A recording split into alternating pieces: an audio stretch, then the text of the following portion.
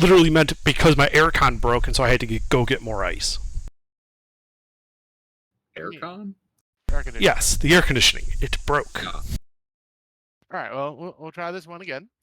So last week we started to try to fix up the ship a little bit. Then, well, the hooligan didn't take too kindly to that. They tried to attack us with their leader and a whole bunch of bodyguards. And thanks to the assassins that we pulled out of the box, what, 3-4 sessions Shipwreck. ago? The shipwreck. Yeah, well, the shipwreck, but they were in a box in the shipwreck. Um, they acted as like Navy SEALs in the bushes, tranquilizing and fucking up people as the battle commenced, and we killed the core of the Sahuagin command, and everybody else fled, and we won. Good times. Great. Did you guys keep track of heads that you got? Yeah, we did. Okay, good. We got a Baron head. Oh yeah, and I got a telepathic lobster. Oh, yeah. And then there's... What was his Like- name, Gilbert? When you mean you got a telepathic lobster, you mean you like ate him, or No, he's my friend. Oh, a pet? he's our buddy. Yes, Sure. It's sure, yes. Shern. It's part of the module. You find a lobster and it gives you the map. Does it Well- sing? Technically speaking, it doesn't give you the map, but to speed things along. It Yeah. negates the need for navigation. Yeah. Yeah, basically he was going to be dinner until like I found out he was telepathic, and then yeah, so now he's buddy. I want to be clear. Does the lobster end up looking like this?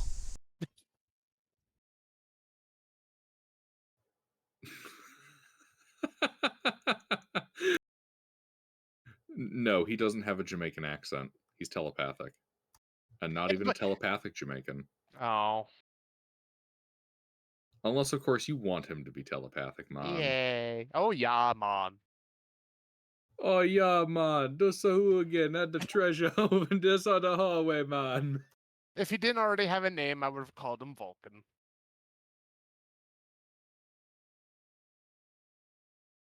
But yeah, we're currently in the second floor, in the antechamber or the throne room, one of the two. They're adjacent. All right.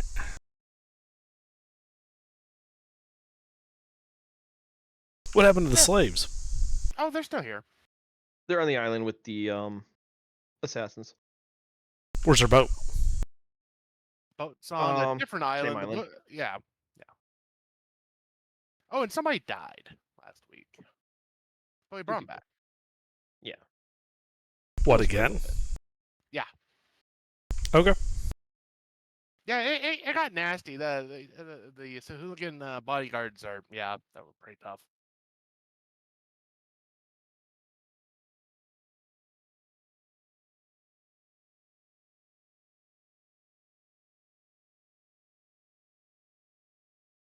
All right. Well, I guess we should continue looting. I'm guessing is why we're still here.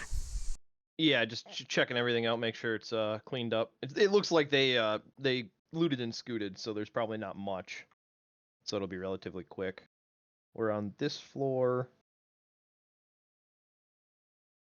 And then we also have the third floor.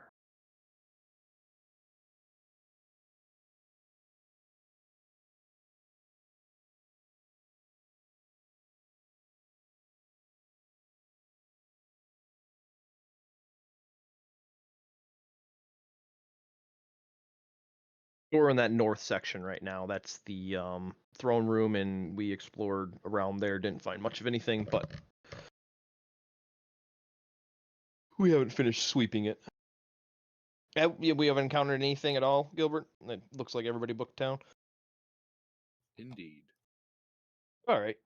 And just spend some time sweeping this for the rest of the day, and then get back to our ship. So we're just going room. So we're basically just going room by room, clearing everything in the dungeon. Yep. All right, let's do it.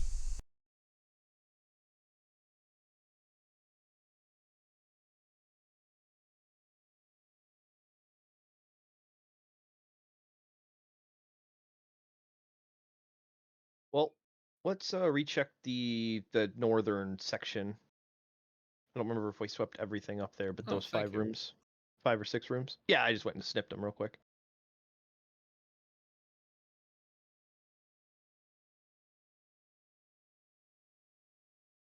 There's the 6 rooms to the north. That's the You primary. did the throne room and the rooms to its east.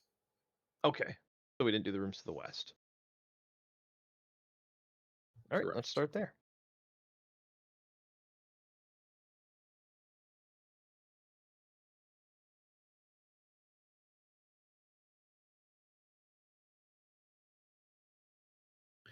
This room is tiled in coral pink. The walls show scenes of Sahuagin in victorious combat against whales, groups of squid, and a large tentacle beast whose identity is not obvious. A large table in the center of the room has benches on all 4 sides. A small silver object lies on the table.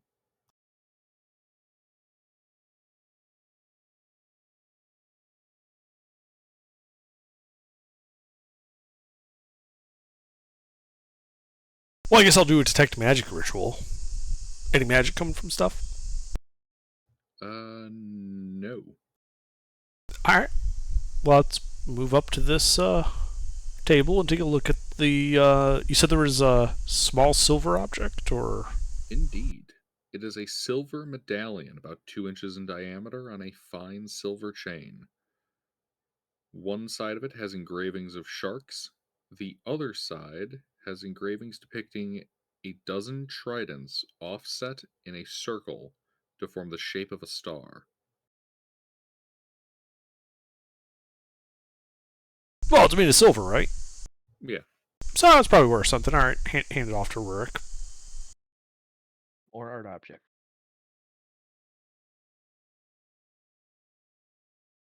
I appraise the art object. 30 gold. And I guess I'll check the room for secrets and hidden things.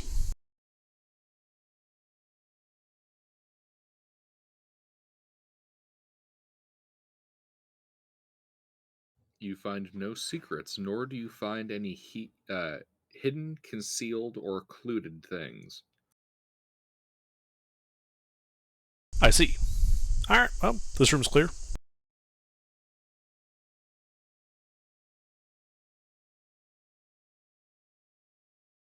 All right, to the west.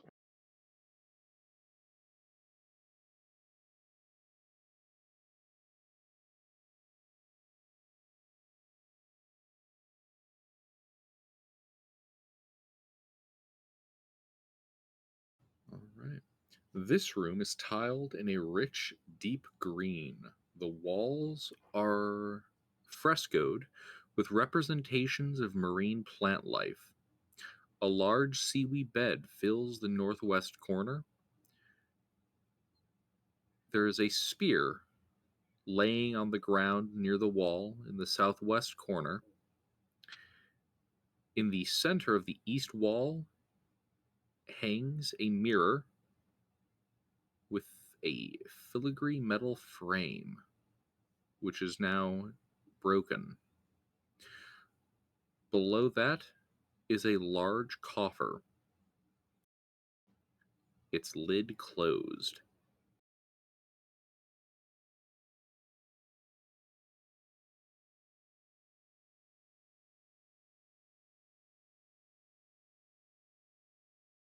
All right. Well, I guess I'll check out the mirror. Does it look like it's fixed to the wall? Uh, Hanging on the wall. Large, like mirrors are valuable. Even broken. Yeah. So that's lootable. I like check the mirror to see if there's any like hidden compartments or whatnot to it, like in the frame or on the back or something. All right. There is nothing. Okay. Yeah, hand the mirror off to Rourke. Yep. I Hand off the appraise the broken mirror. Yep. The mirror is functionally worthless. Even the decorative frame. Correct. Okay, well, I pull all the mirror shards out and put those in a canvas sack. What type of mirror is it? Yeah, is it glass or metal? Metal. Which metal? To shatter it? Polished bronze. Polished bronze. Okay. I mean, it's still got to be worth something. How many like pounds of bronze is it? I don't have a weight on there. How big is the mirror? Although, yes, Rourke, shattered would be the wrong word when I was writing up the change to the room. In this case, it would just be marred. Well, One of those situations where it's a metal mirror, and then I'm like, oh, mirror, okay, given what happened, it's broken now. Wait, that doesn't make sense. well, we do have a blacksmith, so Yeah. the bronze is still worth As far grabbing. as How big is the mirror bronze, itself? the mirror itself is I don't know, probably like 3x4 Okay. Inches or feet? feet. The actual Okay. material is polished bronze. It's a thin sheet. Yeah, so like 16th or 8th. Yeah. So it's like Yeah, but that's 2 still- pounds. Yeah, Yeah. 2 to 4 pounds, somewhere in there. We'll go with 2 pounds. It's effectively 2 pounds of bronze. Hey, 2 pounds of bronze is 2 pounds of bronze. That's like what, 10 silver pieces? Yeah, but we have a blacksmith, so. Well, let me put it this way, Gilbert. If you in some way ever indicated that one of these large coffers was like made out of some special material, we would totally be taking the entire coffer, including the loot inside. If the doors were anything but rotten wood, we'd be taking the doors off the hinges and taking them with us. The doors are made out of stone. Well, you know what I mean. Like if it wasn't just a normal material. Additionally, there are no doors. Even if the doors are made out of wood, we'd be taking them. I need wood for the ship. Covered that last week. Yeah, I can't repair the ship anymore. It's as repaired as I can repair it. Is it worthy enough that we can at least limp it to a dry dock somewhere? Yeah. All right. Essentially, that's what it's floatable, but just barely. So any bad weather or anything like that, it'd be a bit of a rough spot. Well, we'll just follow the Beached is coast. ill-advised, and starting a fight with a dragon turtle is also ill-advised. Yeah, that's just quitter talk. But yeah, coastal waters, it should be relatively fine. I was thinking more of that when it gets shipwrecked, it'll be an easier swim than out in the open ocean. Anyway, large coffer. Let me check it for traps.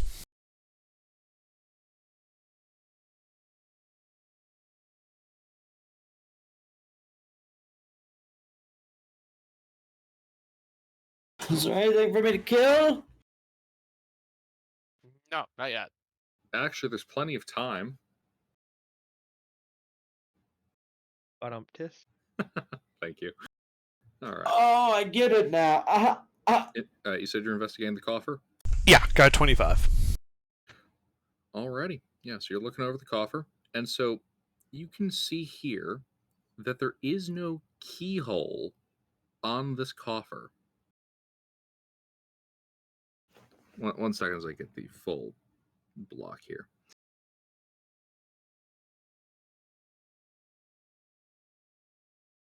It's kind of hard to put a lock on a stone coffer. Mhm. Bit tricky. You don't know that.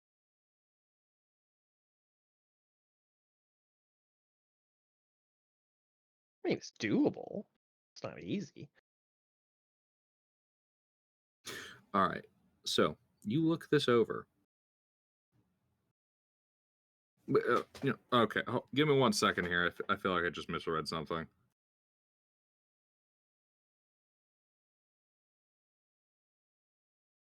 Okay, so the stone coffer does have a keyhole. Major investigation check. You can see that there is no locking mechanism behind the keyhole, Oh, it's and that the decorative? chest is trapped. Yeah, well, I untrap it. Yep.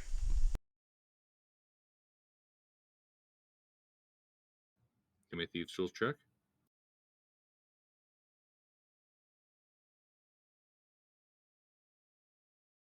Alrighty. You do your roguelike thing.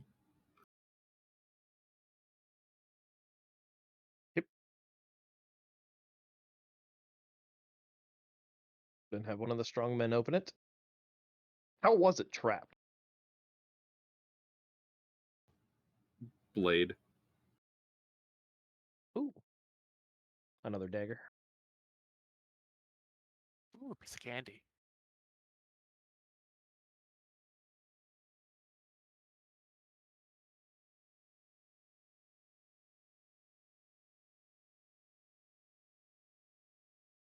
I am so baffled by how this is supposed to function.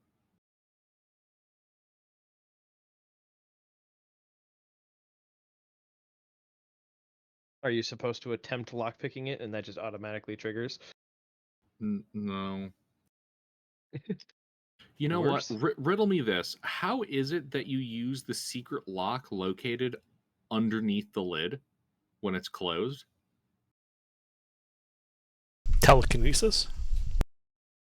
Mage hand? But how would you get the key into it? You wouldn't. You pick the lock with telekinesis. That doesn't make sense for the rest of this. Or the key is already inside and you use telekinesis to do that. You know, I'm going to go with you open it because I can't figure out how this is supposed to rationally make sense for something I can tell you. Like, on the underside of the lid, there is a slot that you put the, like, medallion you found. And that opens it. Although how you put it Oh. in on the underside of a closed lid is fucking baffling to me. It might have an overhang or something. Yeah, I was Just supposed to have say the to lid open might. up. Yeah, they don't tell you enough, but the lid, if it's wider and fatter than the base of the coffer, would have produced an overhang, and therefore a slot right up against that would be hard to see. Ah, okay. See, that would make sense. They don't give us that kind of description here. Here's That's a the only thing I coffer could made think. of stone. It's on the underside of a lid, but it's what? Yeah, imagine it has like a Yeah. finger lip overhang, and that's the only spot that I could think that would work. Yeah, but for a 2-inch diameter medallion? Well, Well, that's that's just- wide slide slot. up coin. Well, how wise thick rather is than- how Yeah. thick is it? It does not say. Probably a quarter-inch at most. But Yeah, regardless, we're gonna go with you can open it, so it's open. I was now. going to say between, Intervin and I, we probably would have been able to figure that out. Yeah. Yeah, you can see in here a leather harness adorned with small rubies and platinum buckles worth 75 gold pieces, a canvas bag, an ornately carved stone box, a silver frame holding a portrait of the Baron painted in oil, and a silhouette of a shark made from gold worth 200 gold pieces. The silver frame of that painting is 25. But the painting itself is worthless. Outside of, like, here's a painting of a Baron you killed. I'm sorry, what was the silver frame worth? 30? No, 25. 25. I Nice had 30 try. in my head for some. No, I had 30 in my head from something else. Oh, the medallion. What was the first item? My headset had cut out right when you said that. I heard the 75 gold, but not the ruby in the other part. Oh, the leather harness with rubies and platinum buckles is Okay. 75 gold pieces. There is a canvas bag which has a jingle in it, Coin. and an ornately carved stone box. Any of it pinging on detect magic? No. All right, what's in the bag? 20 platinum pieces. Ooh, that's nice. And the stone box? Some kind of seaweed. Well, is the box worth anything? No. Ornate stone box. I mean, We should take away their not metal We boxes. can probably It's bluff seaweed. somebody for it. yeah, Yeah, Whatever. Seaweed looks like a tobacco product of some kind. Why else would you put it in an ornate stone box? fuck with people.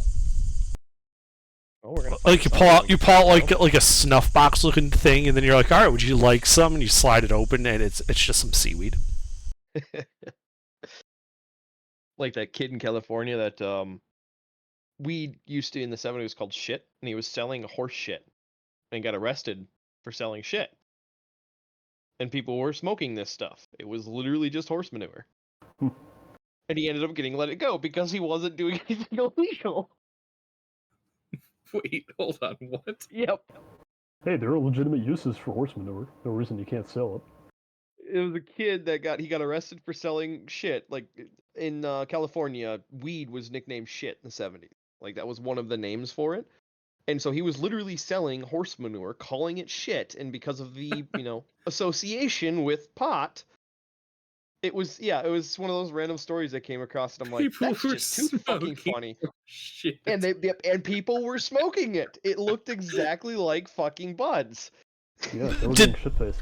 Did the cops sort of like freak out when they said, okay, how much shit can we buy from you? And he started listing off like, well, do you want the 10-pound bag, the 20-pound bag, the 30-pound bag?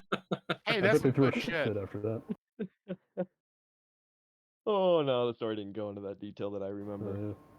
But I all bet right, he so we would have got sold them a a shitload. ornate snuff box to bluff somebody to buy.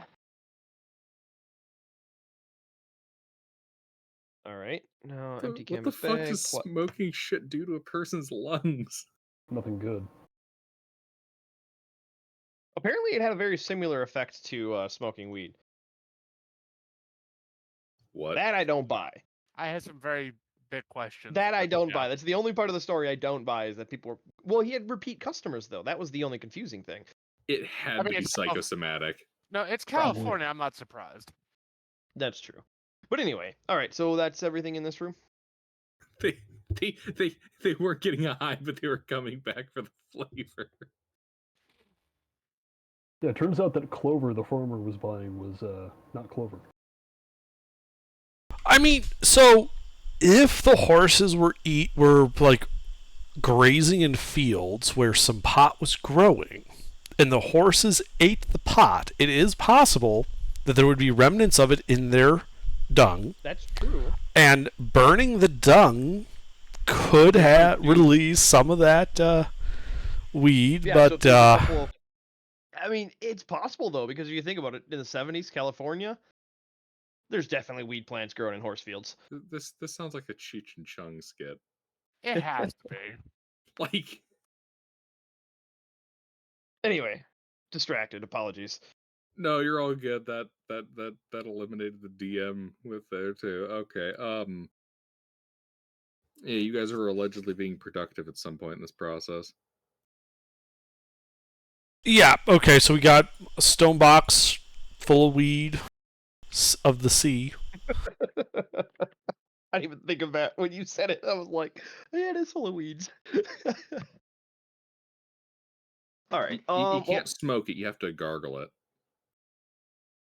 Then let's just go. Can we resweep the antechamber? Where we found the lobster? Because I think we got distracted by the lobster and it spent a lot of time in there. No, you already did the antechamber. Oh, I don't remember the description for the close up of the statue.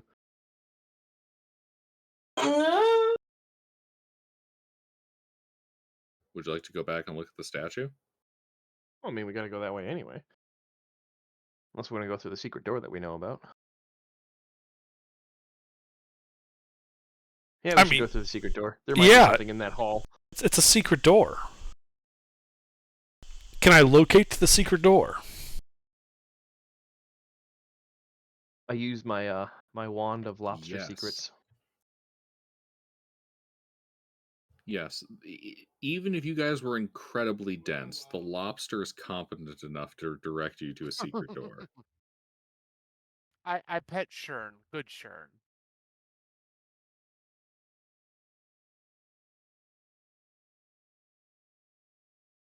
Well, how do we go about opening this thing?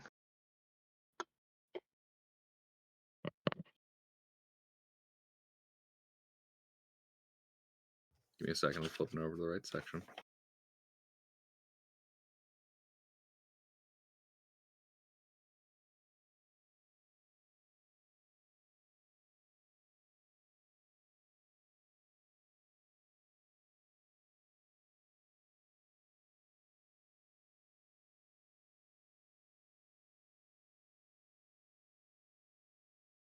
By pushing it.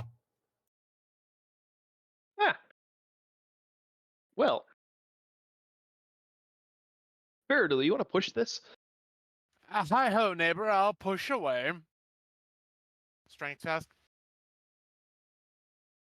Nope. Nope. All right. You push it and it opens. Ah. After I pushed it, it didn't because I have a strength of fucking 6. No, that you know it's there because it kind of opened slightly when you did.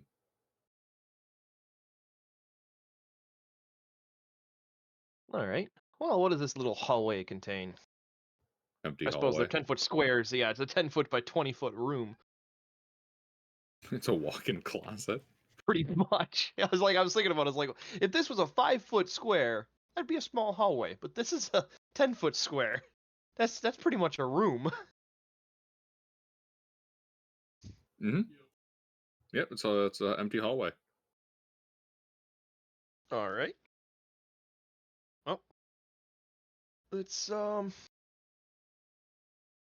those 2 rooms around the antechamber. Then we haven't cleared those.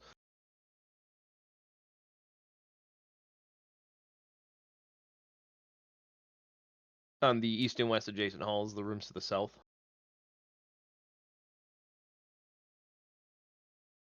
If you're asking me, I don't know. I wasn't here when you guys started clearing this I'm place. asking Gilbert.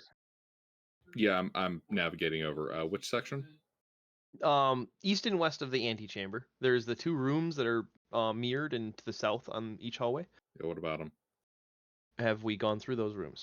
You did the first one. You haven't done the eastern one. Okay, well let's go to the eastern one then. And we'll work Nor around. have you done anything in the middle. No, I'm trying to get back to the middle. Right. I'm just trying to go as logically as possible.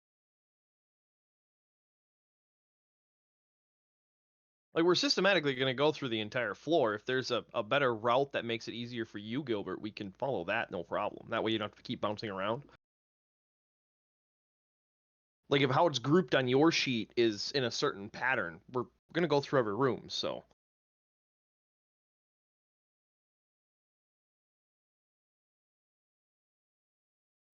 Yeah, give me a second. I'm gonna open up the map on 5e tools. That way, I'm not like constantly flipping back and forth on the book. You're good.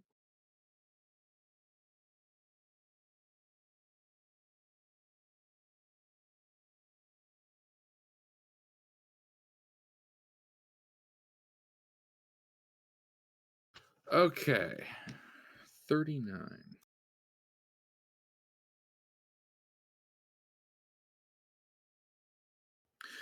This ceiling, the ceiling and floor of this large room are this ceiling and floor.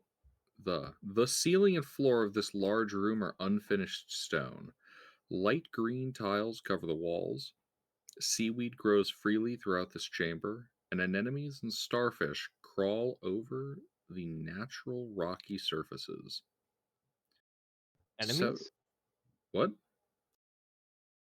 Enemies? No, anemones. Ah, okay. Anemones and starfish crawl over the natural rocky surfaces.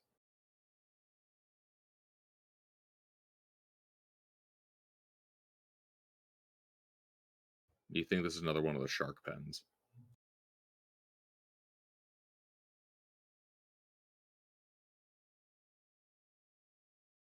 Anything pinging on detect magic? Nope. Then I will search the room for secrets and hidden things. There are none to find. Okay. I fill a canvas bag with starfish. Okay.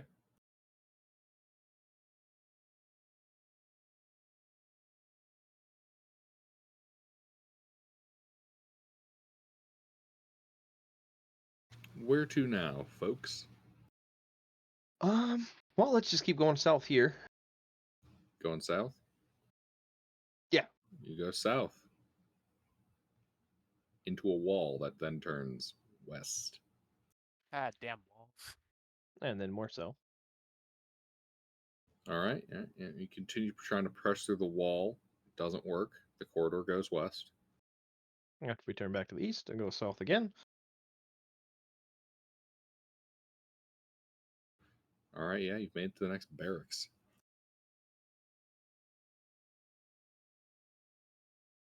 All right, and give her a rundown and Short passageway leads into the west, beyond the archway opening about 20 feet into a large room. A seaweed bed covers the entire south wall. Several coffers, their lids open, lay tossed at regular intervals around unoccupied walls.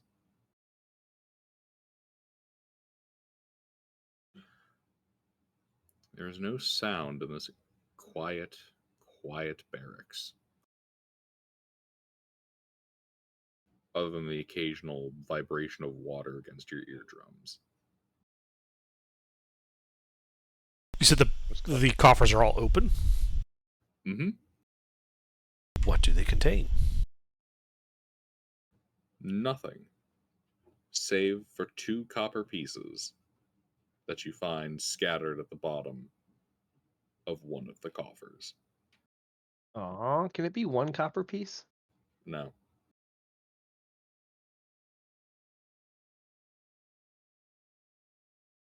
Well, fine. I'll put 1 in my inventory then.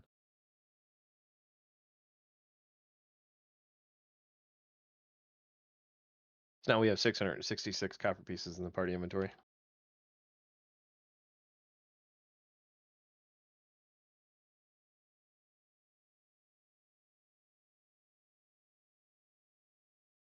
All right. Well, is there anything else in this room? And then there's the adjacent room. Or is that inclusive in your description? That one's slightly different, but there's nothing left in it.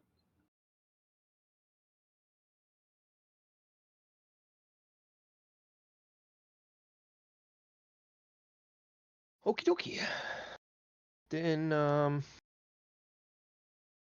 to the center, I guess. Start sweeping all that. All right, which part of the center?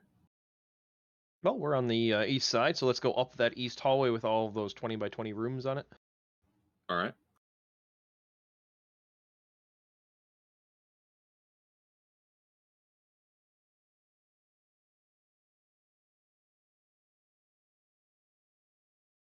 The floor and walls of this room are tiled in medium gray, and the ceiling has white tiles.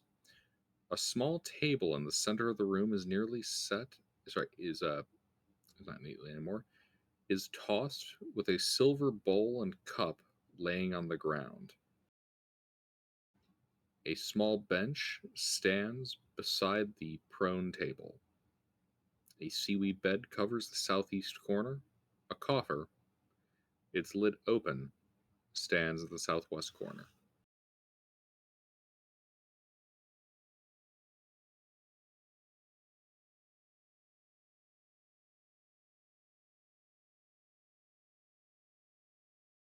Well, what's in the coffer? Nothing is empty. Well, I'll Alright, can check we for just- secrets and things. There are none to find. All right. Next. Oh wait, no. You said there were like some silvery things, right? We should take those, unless they ping on detect magic, in which case don't touch Silver them. bowl and cup. Silver bowl and cup. 5 gold each. Okay.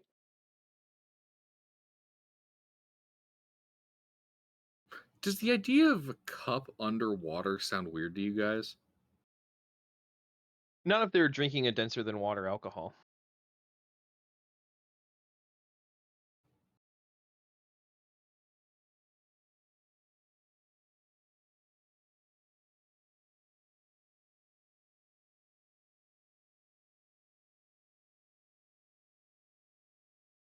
I don't know. I feel like it would be hard though. Yeah. Get a little seawater every drink. Yeah, well, first of all, it would have to be something that isn't water soluble. It'd have to be Actually, like most of oil those- or syrup or something. Yeah, I guess Yeah. if they were drinking mercury out of it, maybe. Or what's that at the bottom of the whatchamacallit Trents where it's like it creates lakes, like not methane, but anyway. Ooh. You know how you're not supposed to eat dolphin meat because of mercury and ethical reasons? Well, it occurs Oh. to me. It occurs to me you don't want to eat Sahuagin meat for the exact same reason. Ah, All right. Well, if there was nothing else in this room, let's move on to the next, and the next, and the next, and the next. The floor of the next room and walls are tiled in medium gray, just as the. Actually, this one's like exactly the same. Same bowl and cup. No, no bowl and cup this time. Something else. Nope. Okay. Well, we continue our Skyward adventure. The next one is very similar in appearance, save for colorful shells being embedded in the walls. And that near the bed is a 1 foot tall wooden statuette of a shark. Look nice, or is it crudely carved? Give me a religion check.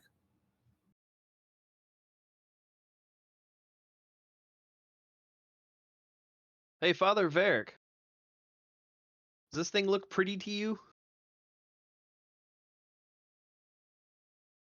Mister? Oh, as far as like Yeah, what? prettiness, it is well carved. But religion check from anyone who wants to make one.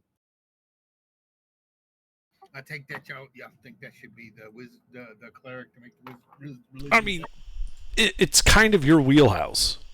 Yeah, I know. Okay. I was gonna say it's literally your only shtick. Actually, religion is a intelligence-based skill, so Yeah, I'm actually not bad at that. Funny enough. I fucking love that. Clerics don't get good numbers in their own fucking school. Well, I think you did good enough. Yes, this is a Sekolian worshipping statuette. He knows as much about it as I do, and he's a cleric. You worship Sekola from this, the shark god. All right.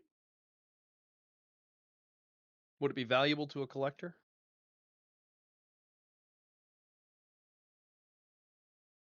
Guessing not a lot of people worship the shark god. Yeah, even collector wise, it in general, this deity is not viewed positively by any surface dweller. Or anyone that's not a Sahuagin, really, for that matter. All right.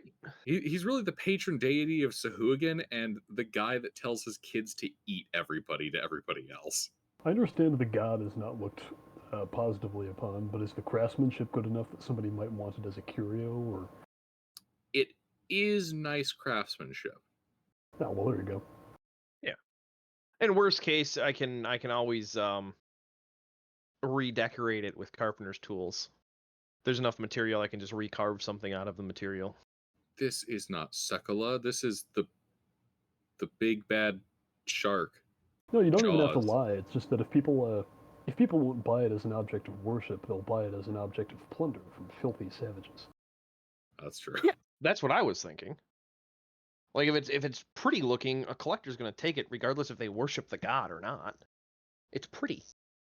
Collectors like pretty things. All right.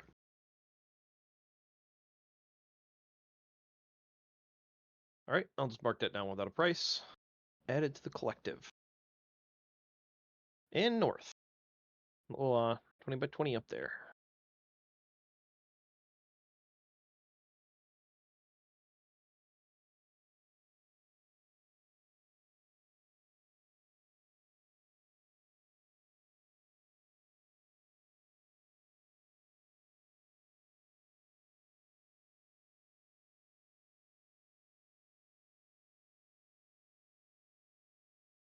This austere room has gray tiled floor and walls and a white ceiling.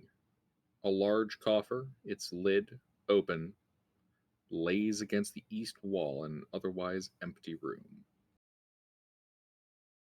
Anything in the coffer? It no, it is empty. All right. Big room then.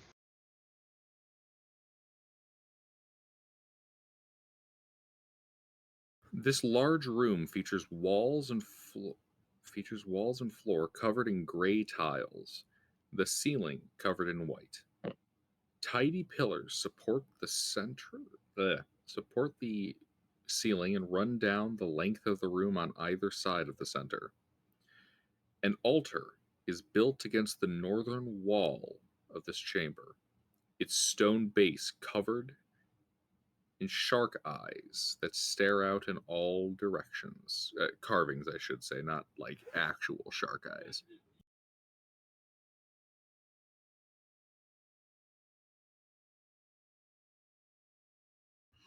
Actually, you know what? Based on the image, that might be real shark eyes. Oh well. The oh no, they're fake. They're fake. The startling realistic May eyes or are may not inset be with real dark shark eyes. yeah, yeah. They look extremely real, but are in fact dark stone that reflects the chamber's dim blue light. The dim blue light itself appears to be etheric. It has no particular source. All right. How is this statue on this altar? What statue? Or the altar itself then? Is it contiguous with the floor? Yeah. Hmm.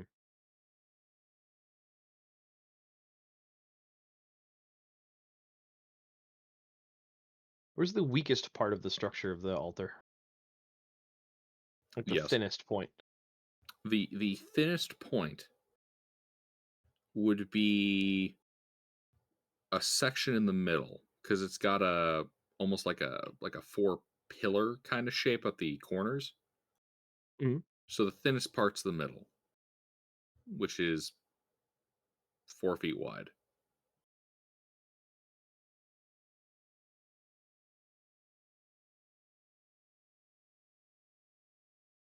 The whole thing is about 7 feet long. What do you think? Am I detecting any magic from inside the altar? The altar is magical. Any Ooh. particular school? No. And I suppose the eyes themselves would be of particular magical aura on that. But also no particular school? Correct. Well, I'll go up and poke an eye and cast Identify using a ritual. Altar of Sekala. It is no particular magics on it, but it is magical. Does it look like it could be like pushed over and removed from the floor? Not easily. But if someone was stronger than me, they could do it. Possibly. We got 3 of them. Yeah, it's not very hard for people to be stronger than me. They should try and, rip the altar off the floor and see if there's a hidden compartment beneath it.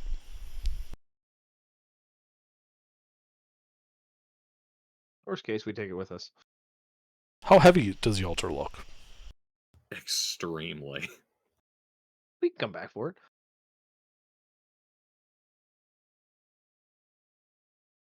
So, Faradul, Yes. Hasamoto, and Porkchop, I think you're a Dex build, aren't you? No, I'm strength. Oh, you're strong? Okay. Mm-hmm. You guys want to see if you can team up and rip that off the floor? Sure. Sure. Let's all team up and rip that off the floor. What do you guys have for a push drag lift? 600. Not all at once. Faradul, Katsumoto. I'm checking. What do you want? Push, strong are you? drag, lift. Where is that? On your inventory, bottom right. What? I don't see it. Oh, 301 to 600. Okay.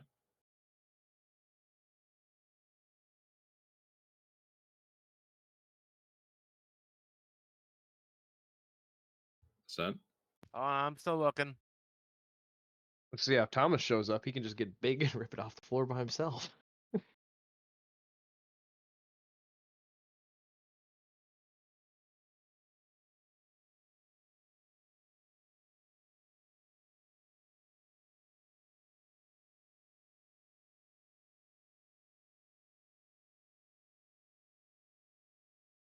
$690.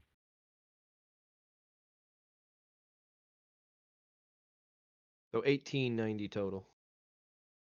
With just them out doing it.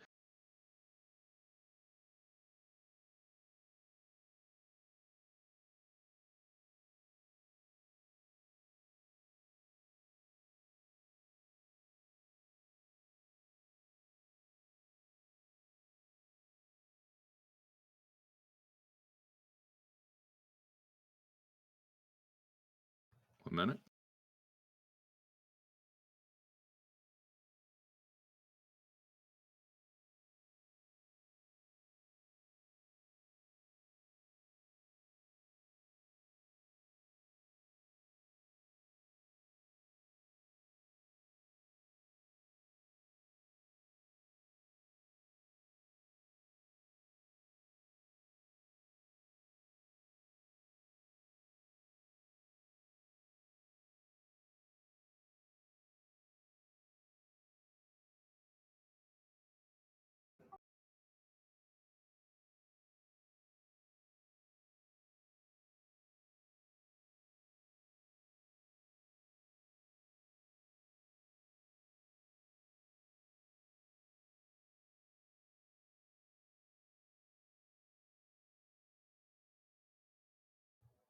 Holy fuck, that's heavy.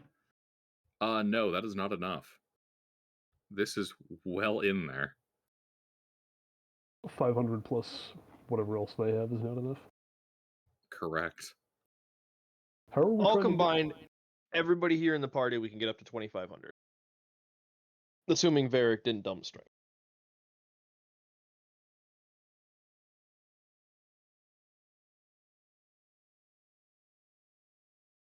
Wait, you're a dwarf, right, Rourke? Yes. What does stone cutting do? Proficiency in the history skill for figuring out the construction time frame. Do you know stoneworking? No.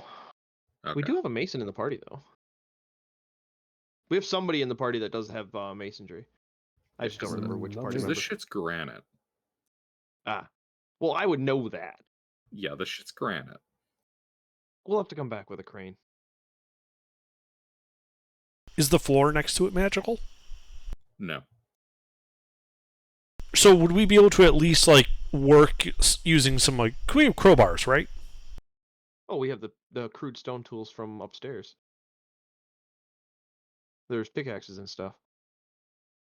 Right. So we would at least be able to figure out whether or not there is a secret compartment beneath the altar.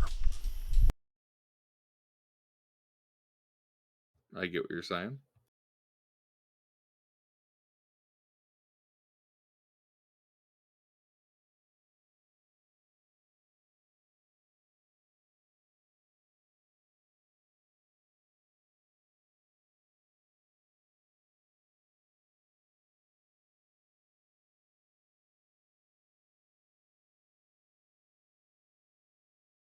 So basically, you're just what, pulling it all up.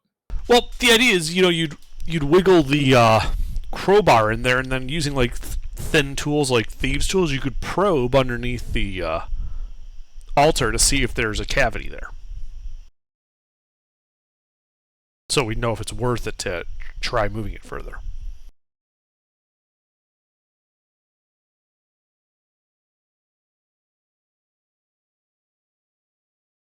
Is that what you guys are doing? Yeah. All right. Sounds like a good idea. You break some of the tiles around here, pull them up, revealing the natural stone underneath. Granite. Poke around, you don't think there's a secret compartment under here. All right. Now let's just fuck off then.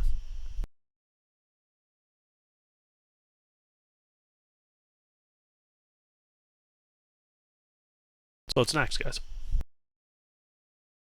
There's 3 rooms to the west. And then we've explored everything down here then, correct? Because we have all of the stuff to the south by the big stairwell, right? And then the other barracks we went through after we finished that fight. So all we have left are those 3 rooms to the west of this area. Mm-hmm. All right, let's sweep those real quick. Also, how white are these white tiles?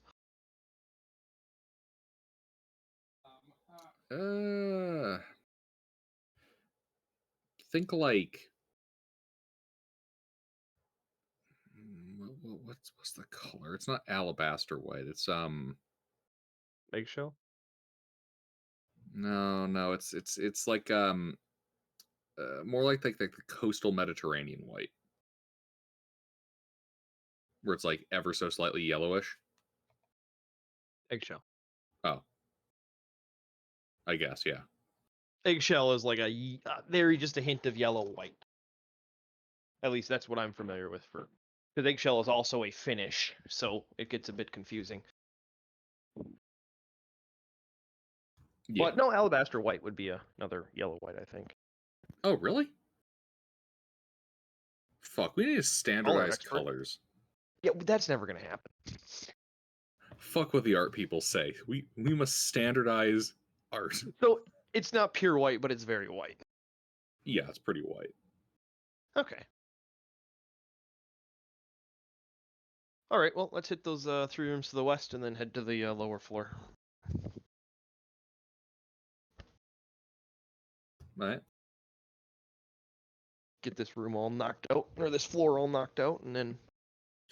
The floor and walls of this room are tiled in gray, the ceiling in white. In the center of the room stands a white stone table, the top surface covered in gold-colored engravings. 3 small, ornately carved branches stand near the table. Benches stand by the table, and a seaweed bed fills the southwest corner.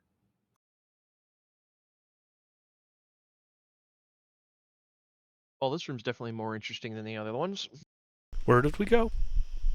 To the west of the main central chamber that we were just in with the big statue. Okay. That table look movable?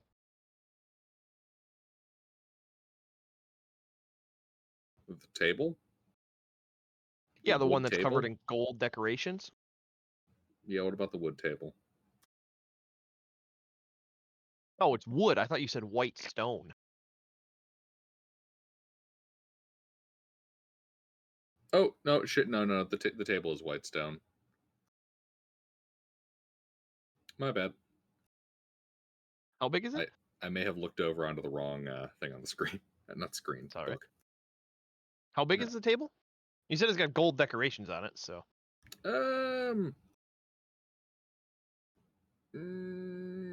Think like a little bit bigger than a writing desk. Oh, okay.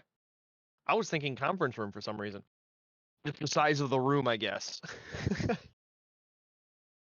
Yeah, no, this looks like Sahuagin living quarters. They're a fairly Spartan fish people. All right. Well, we'll drag the desk with us. It's on the size of a writing. Yeah. Sell that to somebody. Thinks they're important, so they have a stone desk. All right, and you said there was some A stone benches. desk with gold filigree. Yes, Very important detail. worth something. This is not just a writing desk. This is a pimped out writing desk. All right. And well, I guess sweep the room real quick and make sure there's nothing hidden in here. Yeah, sure, I can do that. Search for secrets and hidden things.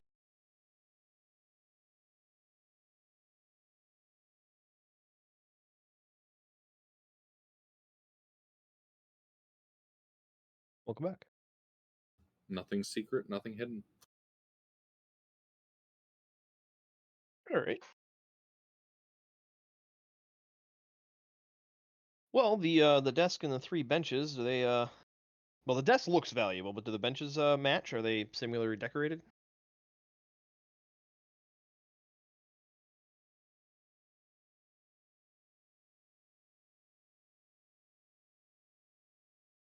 No, they're just benches. Okay. Are they wood? Stone. Oh. Well, we take the desk and move on.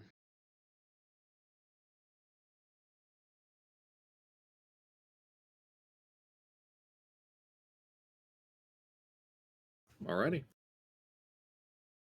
Next up. This room is decorated in a rather similar style. Let's see, 30. Except there is an altar on the west wall made of massive shark jaw and teeth mounted on a stone base. The base is surrounded by the skulls of humanoids and a number of living sea creatures, such as anemone and starfish. Ooh, more starfish.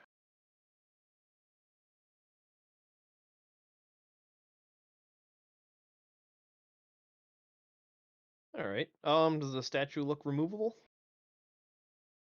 Statue? Altar. No. However, the shark jaws themselves and teeth are propped up on it. Ooh. That looks potentially removable. Well, I'd like to remove it. Alrighty. Is it well kempt, like preserved, kind of? Extremely. Oh, something somebody might find valuable. Quite possibly. I appraise it. 50 gold.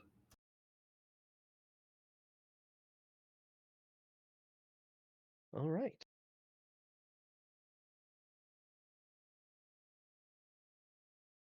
Besides this altar, is there anything intriguing looking in this room?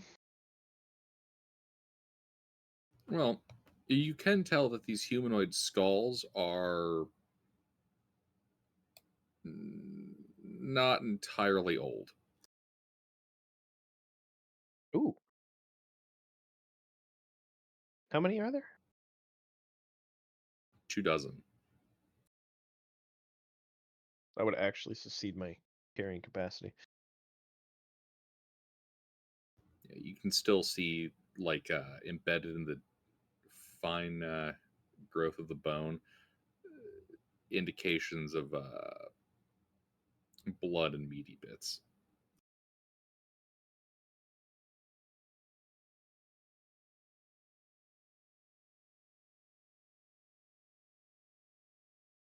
All right, I take the 2 nicest looking ones and leave the rest.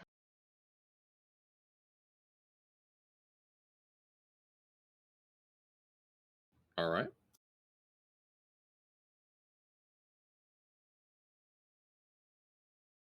And sweep this room and the one to the south all at once.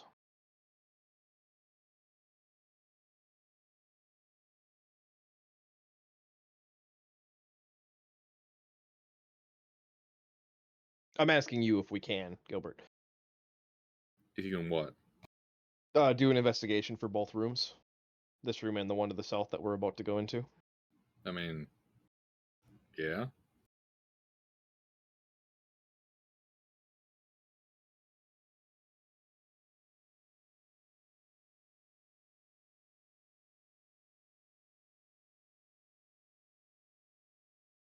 All right, well, I'll check it out. 22.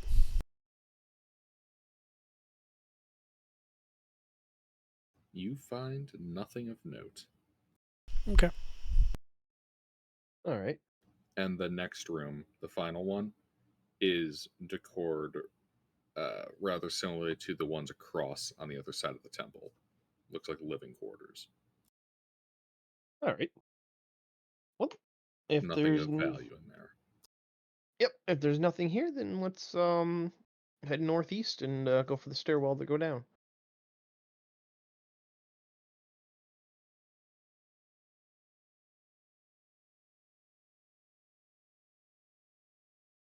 Or number 3.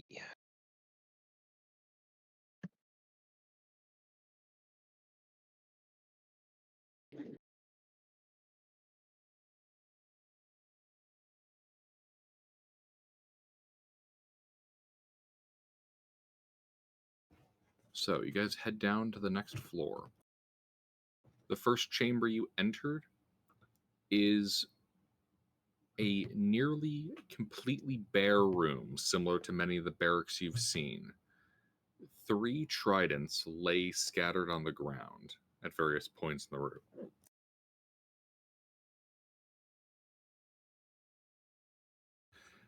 The champion's armory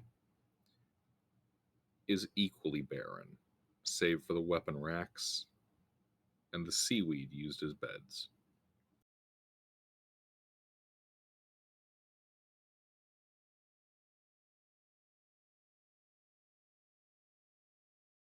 I'll take a look for secrets and hidden things.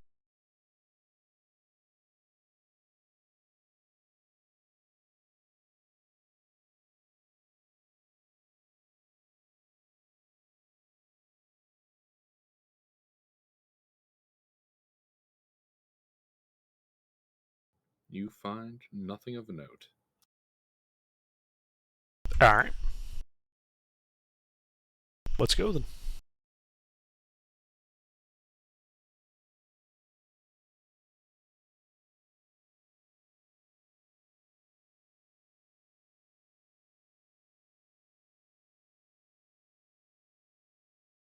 And that was both the stairwell and the room adjacent to it?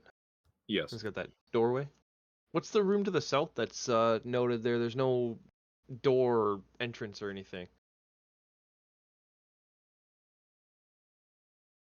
What? On the map. In the northwest, there's the big room with 4 pillars. Yeah. There's a room directly to the south of that that has no entrance. Uh-huh. Well, if the lobster told us about that room, Yeah. Wait, I thought we were on the east. I You meant are. east. I meant east. Okay. I apologize. I was looking at the map backwards. Yeah. Shern indicates the concept of it being a concealed door. All right. Well, we'll get over there eventually. Let's head to the center with that big room with the 5 little rooms. Middle north by the passageway that Intervin discovered that was unused. Yes.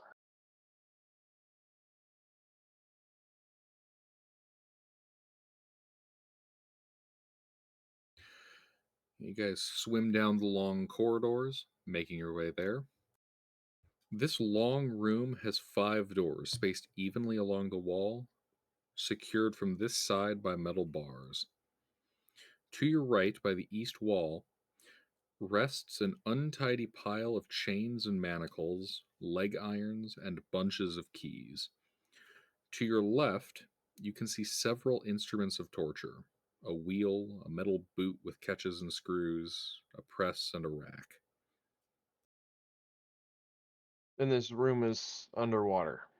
Mm-hmm. So they were torturing other Sahugans?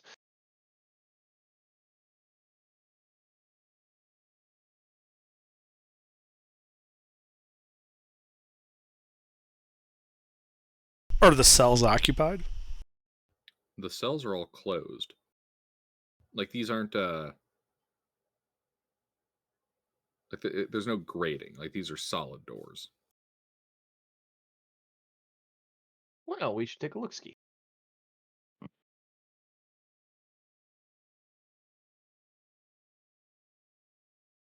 All right, which room? Right to left.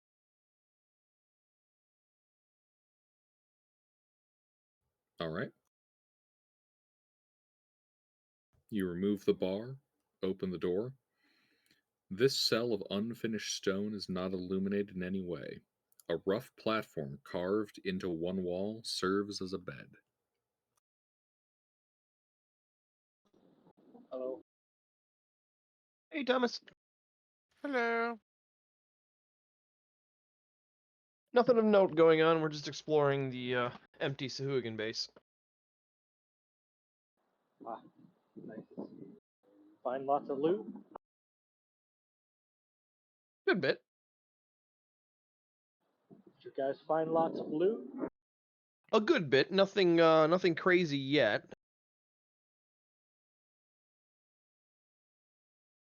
Just a couple hundred golden art pieces so far. Nice. All right. So this room is empty. Yes. All right. Next from the right.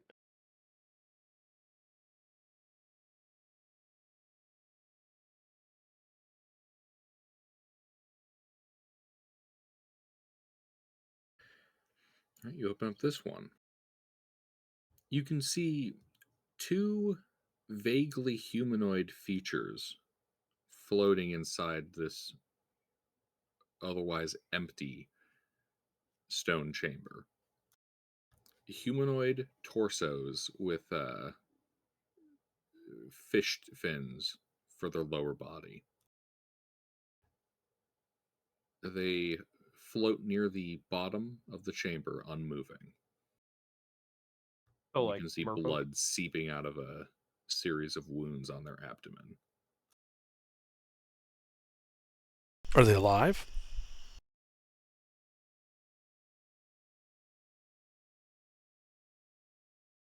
Give me a medicine check.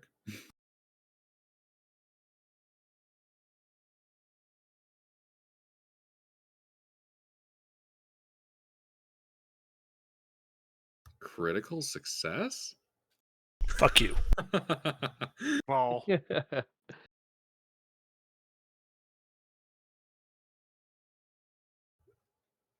They both appear to be dead. But there's still blood? Yes. Killed rather recently, within a day. And you said these are humanoids? Well, humanoid torsos with fish bodies for the lower half. Ah, Mer people. got it. Oh, we can always bring one back and bleed it dry. Fuck it. I'll get out a flask and see if I can't get a flask of blood out of one of these things. Or a couple of them, I'm not that picky. Alrighty. Yeah, you draw blood from, like you said, a couple? Yeah, you draw merfolk one blood. flask from each. I just want one flask. If I can get one flask from one body, I'm good. You do so. Okay. More blood for the blood gods. skulls for the skull throne. All right.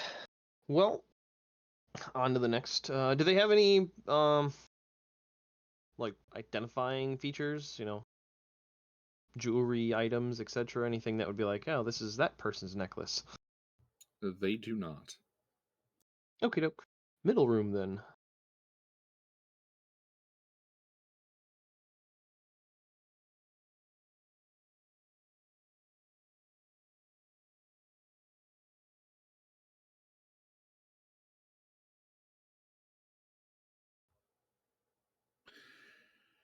The middle room. Yeah, so the water in this cell is a bit fouled by the corpse you can see floating in the middle of it. this appears to be another merfolk.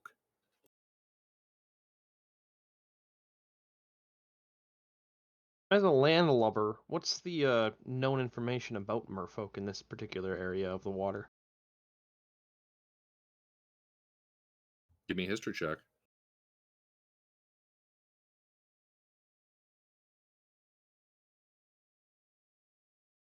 Ponder over it with Intervin? He's actually a local, technically. I'm proficient with history, so. Sure.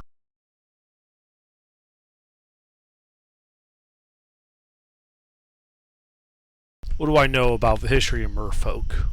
And how valuable are their bones? You're talking to a dwarf here. Exactly. Well, you would know locally that there are like two major migratory groups.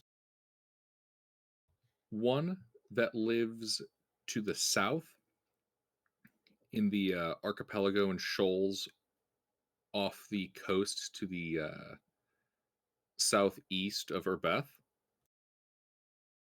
where you guys had marooned. And at one point, last that you heard, there was another group that had been passing by the Bay of Eyes to the north, only a couple days away. One So other that thing. group would be where these guys are from, more than likely. Well, there is some info I have to PM under. Give me a second.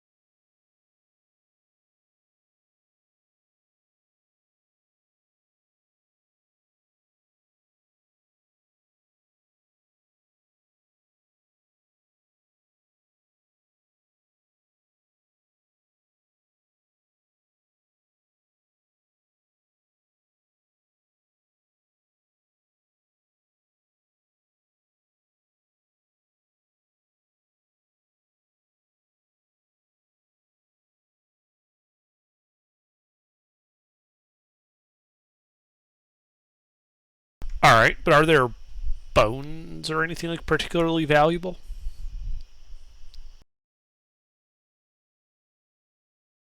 Even though they're sentient. Well, within some fields of medicine and arcana, yes, merfolk bones are used in occasionally. All right, Rick, pack up the bodies. We're taking them with us. 3 mermaid bodies. It'd be great if we can get a breeding pair. Takes a lot of work. All right. Behind door number 4, then.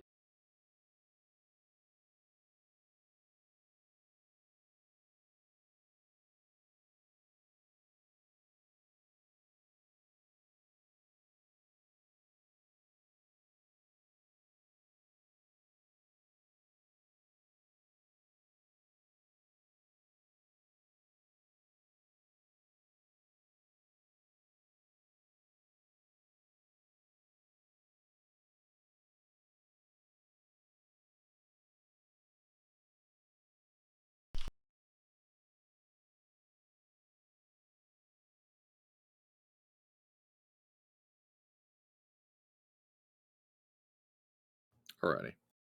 Sorry, what was that, Ruffles? Well, we established the corpses are worth taking, so we're taking them. Mhm. And then behind door number 4, second from the left.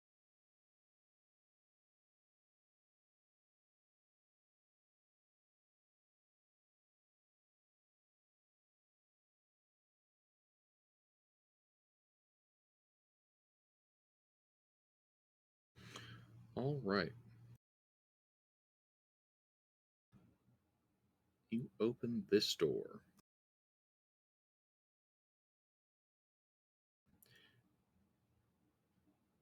Inside of this room, you find 3 more merfolk corpses. These ones are juveniles.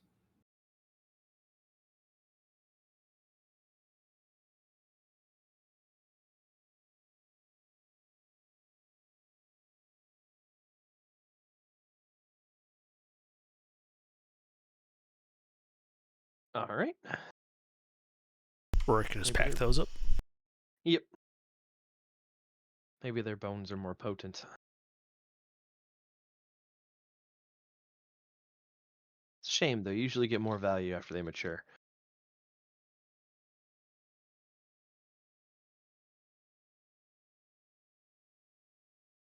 And behind the final door, the leftmost, you guys open that one up. This one does not contain any merfolk. Instead, you can see the body of what look to be 2 kind of pale blue skinned elves and a third body, which is completely covered in what looks like some kind of jar on its head.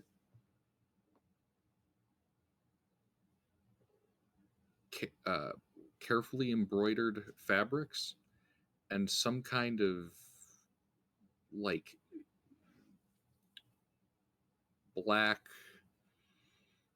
almost oily looking material.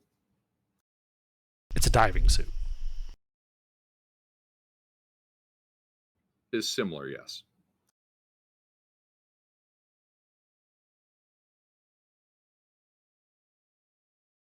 Well, what's inside of it?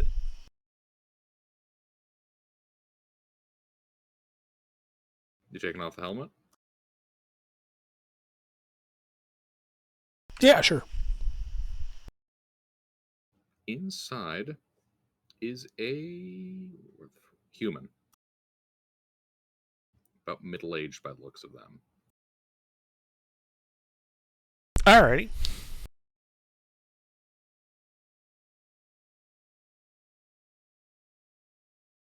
So we got some Do we elves. recognize? Yeah. Do we recognize the blue skinness of these elves, or is it just they were cold? Sea elves. Ah.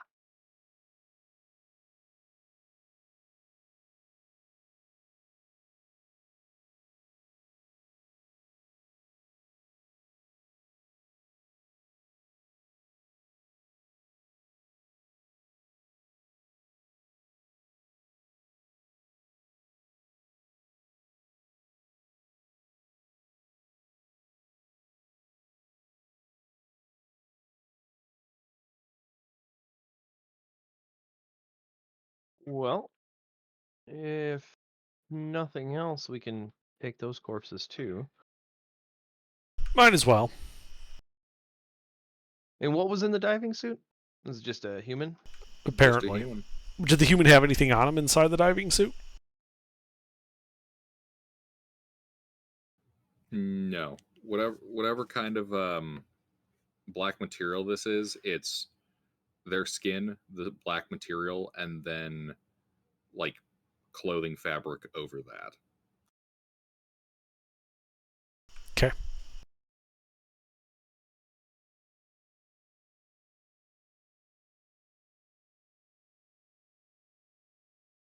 All right. Well, we'll take that too. So 2 CLs and 1 human diver. For clarification, though, you do not see anything that you would, as players, recognize to be an air tank on this person. Do they have gills? No. Are there ports where you would attach like hoses to run up to the surface? Nope. Huh, well, he done fucked up. He does not appear to have drowned, though. He's got the Huh. same trident wounds that every other dead person here has. Interesting. Sorry, He doesn't have since you guys have gills. mentally like latched onto it being a diving suit, I am clarifying some of the details. Mm-hmm. I suppose a better way to describe it, like almost like a Dune still suit, or like the actual like rubbery kind of suits that divers wear when it's just like the snorkeling mask and then it's Yeah. the yeah. I got it. I got it. Okay, gotcha. A wetsuit. Yeah, it occurs to me that what I had described would almost sound closer to like the 1800s diving suit. That's what I was picturing at first, yeah. All right. Well, we're bringing them back with us. All right, that's it for this area.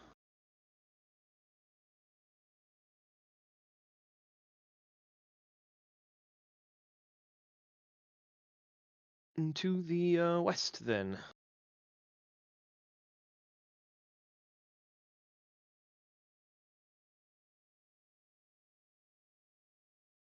To the west.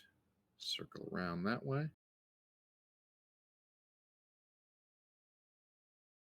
This storage area seems orderly but neglected. On the floor near the south wall lay coils of rope, piles of hide, neatly laid with cords, a heap of nails, and more. The north wall has 2 rows of racks, one above the other, on which hang a number of war hammers made of coral and daggers. Below on the floor are 3 open coffers. The east wall is also racked with many spears hanging in an orderly manner.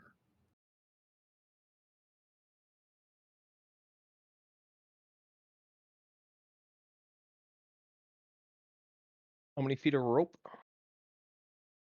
500. Take the nails. We'll need them for repairing the ship. Nails are expensive. Oh yeah, I just writing everything down.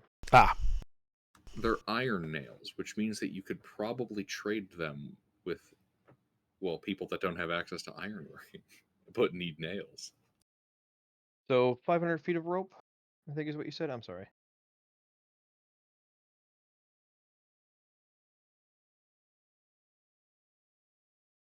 I'm just writing everything down as you're going. Sorry. 500 feet of rope, and what was that part? Oh, how many pounds of nails?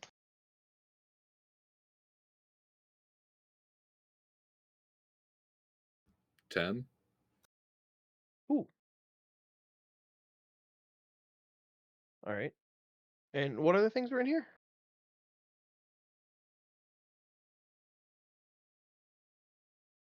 we loot the room. Yes. Indeed. All right, so you got the nails, you got the cords, you got some of these hides,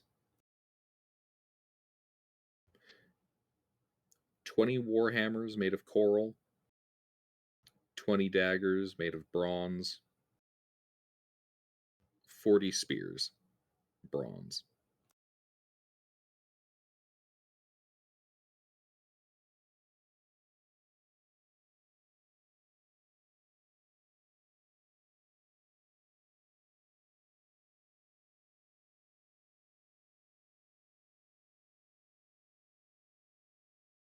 All right. Hammer.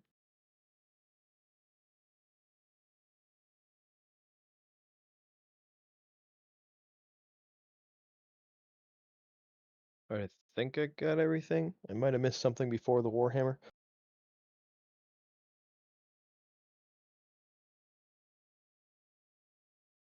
I got rope, nails. I think you said something before the warhammer. Warhammers, daggers, and spears. Yes. That's it. Yep. Okay, cool. I'd like to search for secrets and hidden things. Well, you know about the secret passage on the south wall. Right, but I'm also like checking to see if there were any like valuables concealed within like the various armory bits. Ah, gotcha. Other than the secret door, you find nothing. Okay. Well, let's We open the secret door. The not so secret door.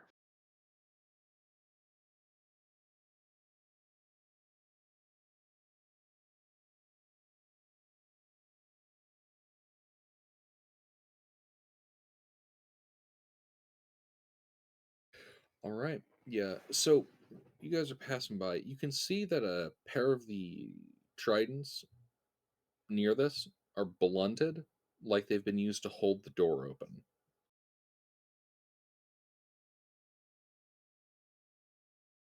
Why they bother to shut it?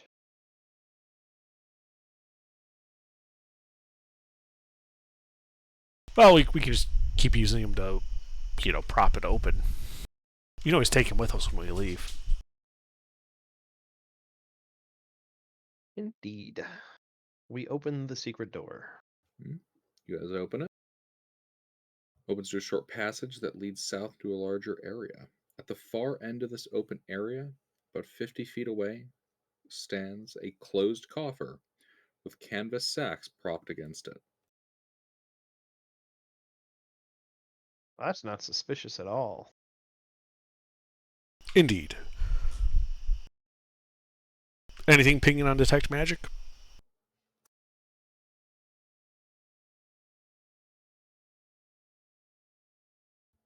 No. Well, I would like to advance slowly and check for traps along the large open expanse between me and that coffer. All right, check for traps.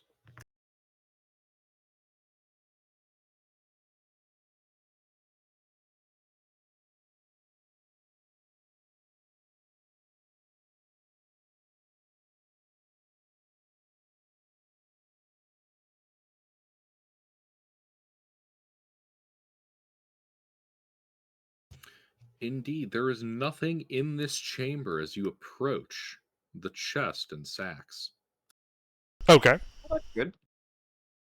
I would then like to check the chest for traps. All right, you begin checking it for traps. Are you touching it in this process? Eventually, first I give it, a visual look over, and then if nothing's obvious, I then start poking and prodding. Mm-hmm. Yeah, you poke it, you prod it. This would appear to be simply a normal chest. All right, I open it. Really thought he was going to say this would appear to be a mimic. It's like super casually. You open the chest, revealing row upon row of serrated teeth along the bottom lip and top edge of the lid. Do the teeth look particularly valuable? They're shark's teeth. Not really. Hmm. You get a couple If you like get enough of copper out them. of each one. Yeah, say if you get enough of them. Anything else besides teeth? Oh yeah, in the actual chest itself are well, let's see here. 2 platinum and pearl cornets of look to be elven design. Each one worth 700 gold pieces each. A fine pearl necklace worth 500 gold pieces. 2 gold wristbands inlaid with diamonds, 250 gold pieces each. A silver ring bearing a signet, an old one by the looks of it, and 200 platinum pieces. Can I make a history check on that signet? Yes. I mean, it's just what you gotta be aware of when you work in the garage. Hey. Tom, you're hot micing. I love working in the garage, Thomas. She looked at me and she was like, "Don't drop me." Oh, it's about to do that. I was just gonna mute him. No, I'll let them come back and wonder why it's all quiet. That's the main reason I move them, and also if they have the noises on, they'll hear it of them being moved. Anyway, You were hot micing, Thomas. We heard everything. and now we hear nothing. I see you keyed up and hear nothing.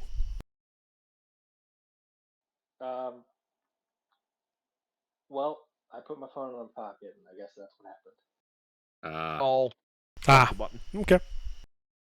Anyway, 23 on the history check on the signet. Ah, yes.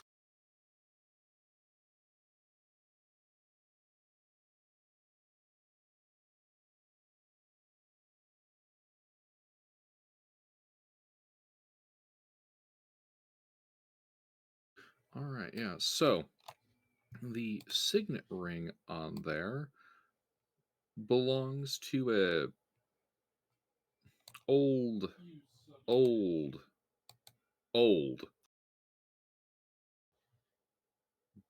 giant clan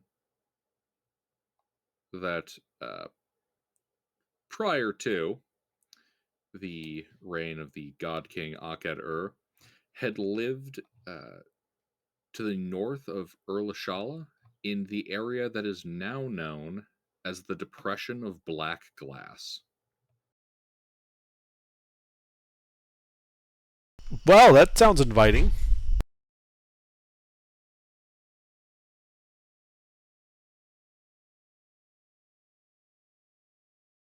It looks really cool on the map too.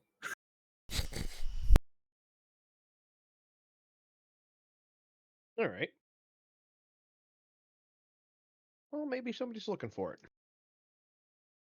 Yeah, Or maybe. we'll just sell it. Yeah. How much is it worth? Sorry.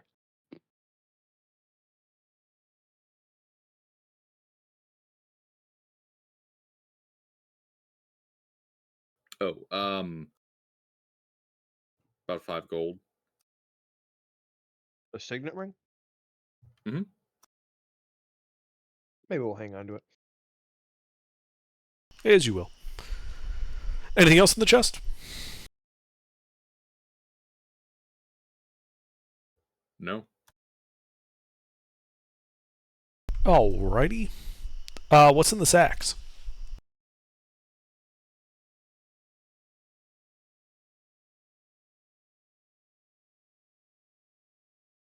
So, each of the 4 canvas sacks holds 500 electrum pieces each. Why'd you give us a bunch of empty sacks? Because I'm a dick.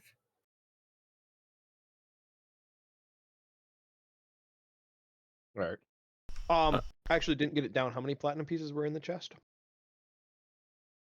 200. Okay. Actually, the chest with like all these like teeth and everything. Like, how heavy is the chest? We should just take the chest with us. It's an awesome looking chest. Yeah.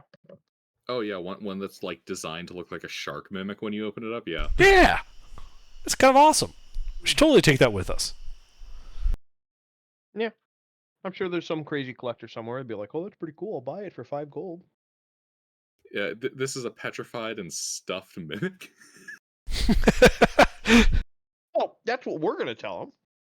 We killed the mimic, hollowed out its guts, and made this treasure chest. It's a taxidermied mimic.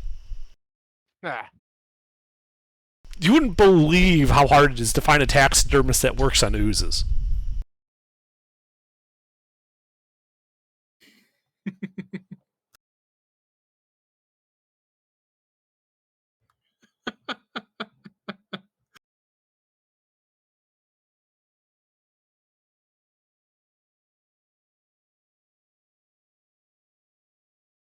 Oh my god. What? He just noticed that? He doesn't really pay attention. I was debating whether or not to tell him that they were there like 20 minutes ago.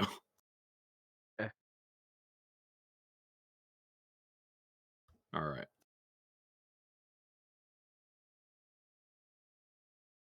So then,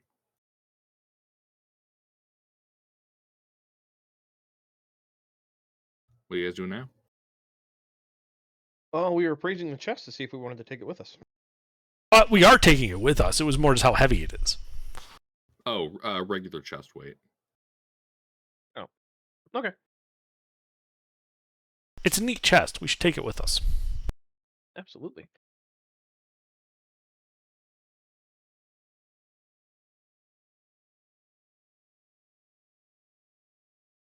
Although the teeth do look sharp and the lid a little bit heavy, so just make sure you don't drop it on your fingers.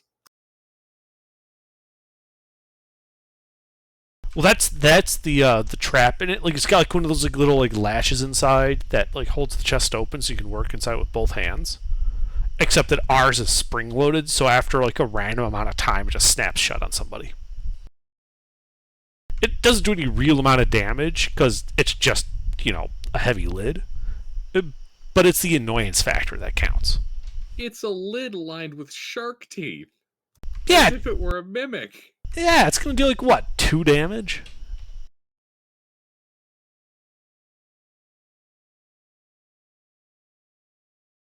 D8 actually. That's actually worth hanging on to. Just put people's head in.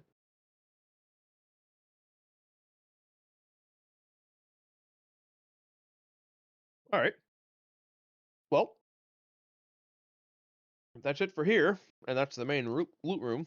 We got those 3 rooms to the south, the big room and the 2 rooms, and then the 2 little rooms, and then the big gate.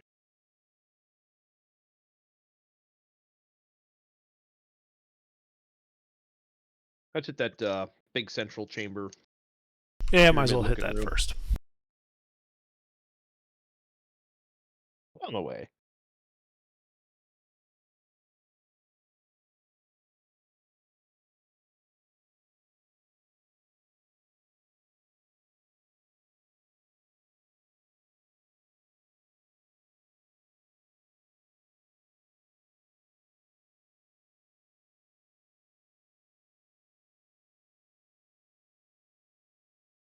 I'm sorry, my brain flatlined there. What? Well, if that's everything in here, then we go to the big room in the center. All right, big room in the center. Yep. So you guys step through the archway, revealing a great arena, the edge of which is decorated with scenes of underwater violence, and row upon row of stone benches. The edges of the walls, the pillars, and the stairways themselves are all lined with the skulls of humanoids.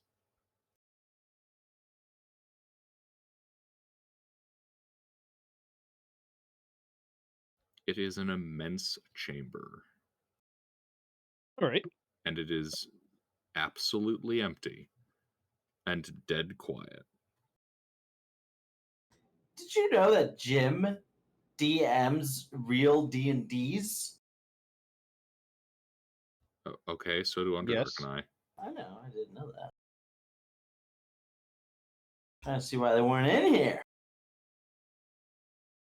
All right. Well, we'll give the room a sweep over. I'll take the 2 nicest looking skulls again. Those skulls are embedded into the stonework. No. I'm less interested now. Checking the room for secrets and hidden things. Like in all the little niches that the skulls would form, etc., etc.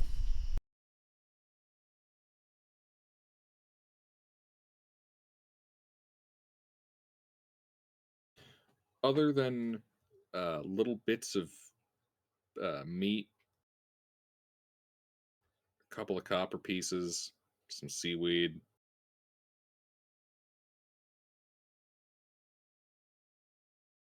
a pair of what you think pass for Sahuagin underpants. Not much here. All right. Well, east or west? Which looks more appetizing to you, Under? The west. All right, we head west. The room with 4 pillars.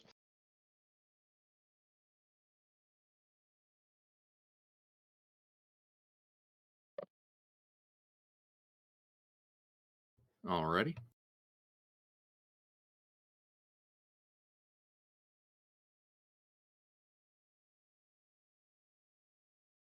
This pillared area has a vast seaweed bed filling the north end and a considerable number of coffers, their lids open, set neatly against the east and west walls.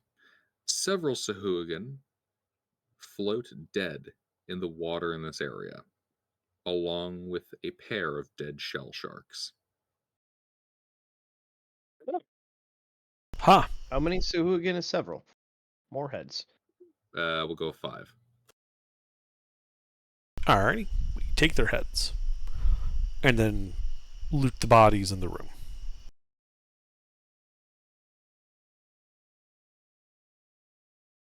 There is no loot in the room to take. Is there any on the bodies? No, they have been stripped.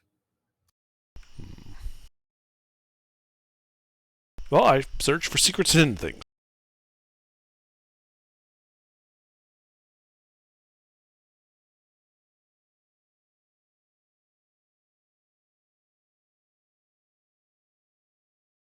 Nada.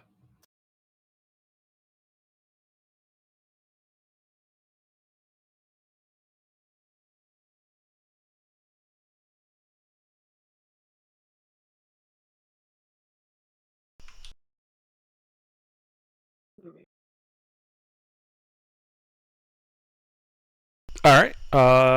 Is there a little room to the southwest? Indeed. What's in there? Table, benches, a small pillar of undissolved salt, 2 empty coffers.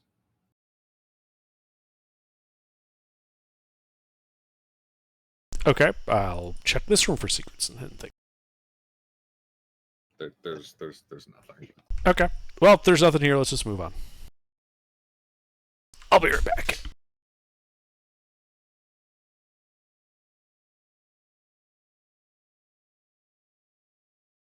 You know, let's see. That side clear.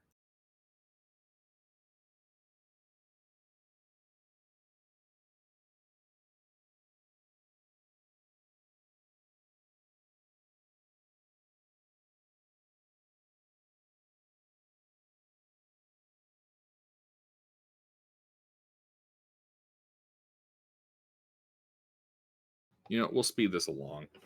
Basically, all the remaining rooms here, various furniture and living spaces, all of which have been looted. Nothing is left.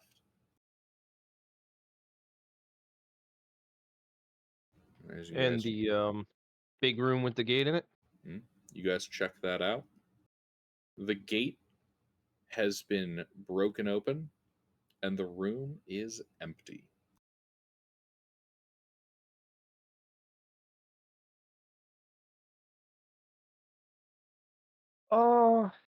Well, take whatever pieces of the Alright, gate I'm we back. can manage to get.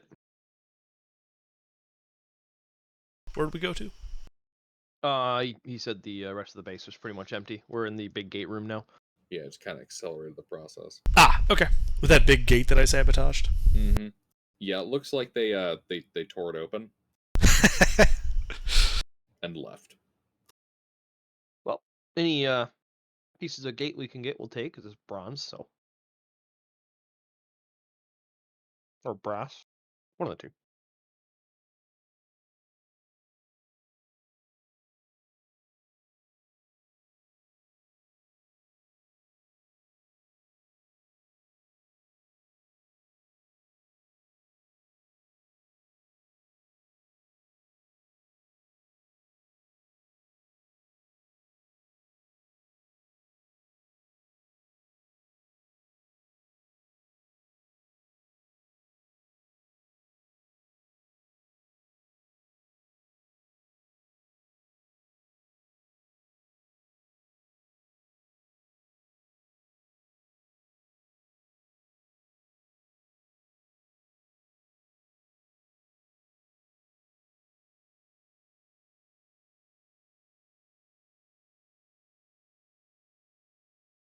So, what are you guys doing now?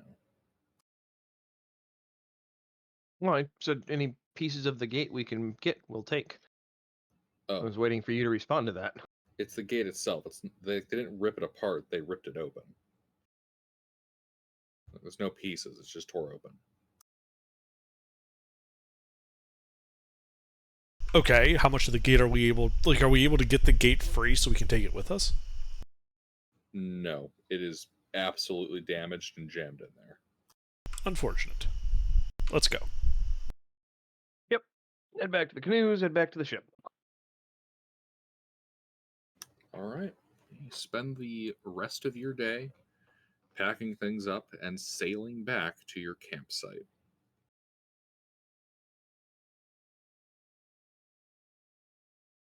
The slaves are happy to see you. The assassins have fortified the boat. Well, that works. It's not great fortification. They did what they could. Yeah.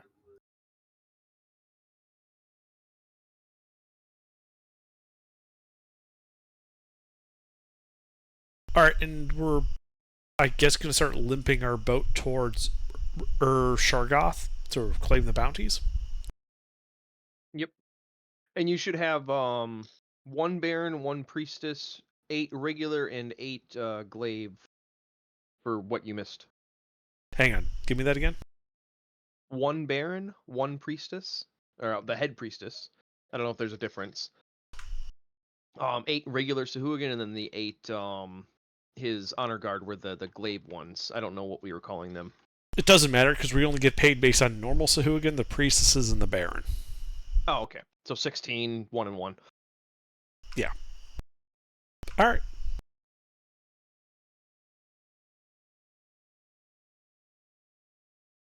I add that to the count, and I guess we sail back. How long does it take us to get there? To Ursargosh? Yeah, because that's where we got the bounty from. Well, as we have, let's start with this. Are any of you proficient in water vehicles?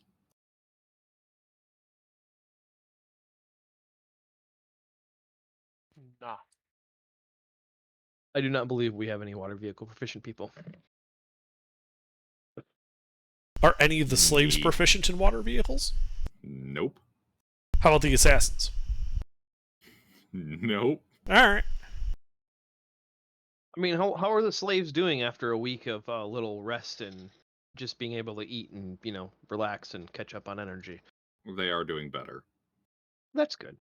Great. Are they willing to help us by crewing the ship until we can get to Shargoth? Yes. Okay.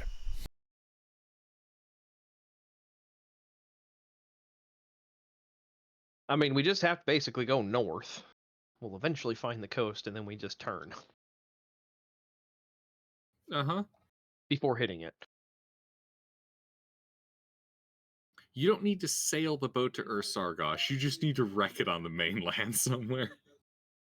No, we're not gonna wreck it. I mean, if it's it still comes down valuable. to it, yes. But realistically, we would like to try and get to Shargoth without wrecking the ship. Alrighty. So, this will be a series of checks. I will require 3 water vehicle piloting checks. Which and- nobody's proficient, so those are just flat d20s. Indeed. And 3 survival checks from whoever's navigating. Well, Well, I guess that's me. yeah, I'll say Faradul and I can navigate together.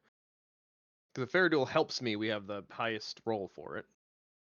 Well, I'll help the shit out of you. So I'll do the. Wait, and you both have a proficiency in it? No, he's proficient. He's helping me though.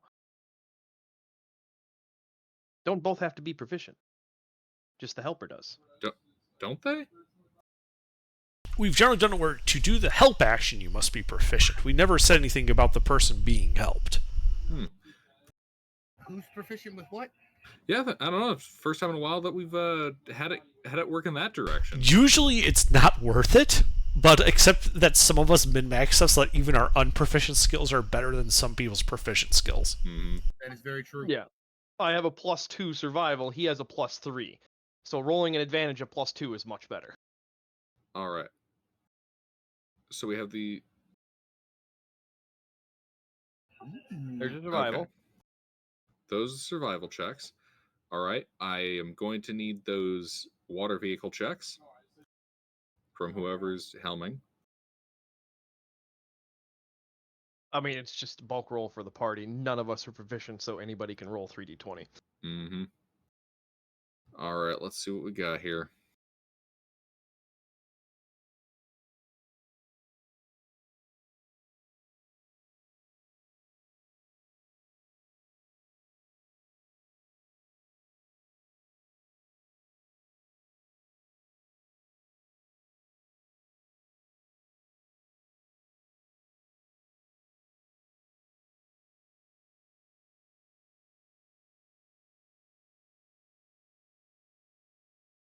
All right.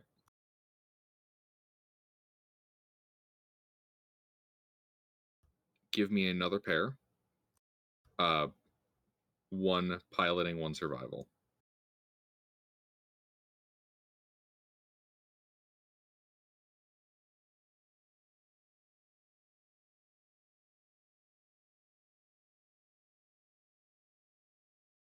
Oops, I didn't mean to RR that.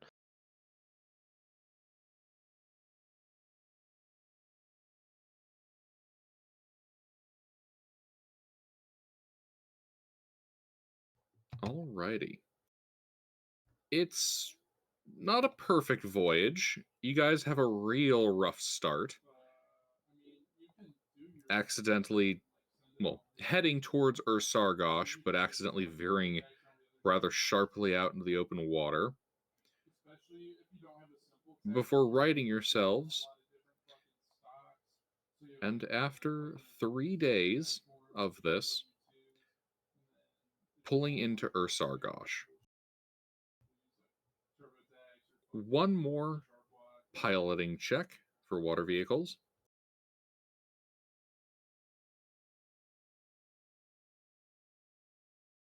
We landed perfectly on the coast. We parallel park on the coast. Apparently. Apparently, yes. You managed to successfully. Are you guys going into the harbor with this thing, or are you guys just going near town? Well, I think we should go near town. That would be the goal. Because we have the kids parked off to the east, I believe. Mm-hmm.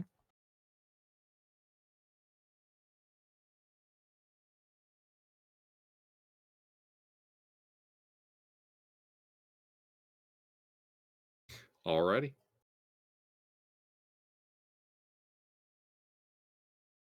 Yeah, you pull up to the shore, anchoring near the coastline. There's like 20 feet, 30 feet of water till you're on dry land. All right. Well, we check on the kids. Ruffles, Yeah. you guys were really close to if you had tried going into the harbor, if you had flubbed that last piloting check, you would have had basically pulled into harbor and then sunk it immediately after parking. We would have Jack Sparrowed it. Jack Sparrowed it. Yeah, thank you. Yeah.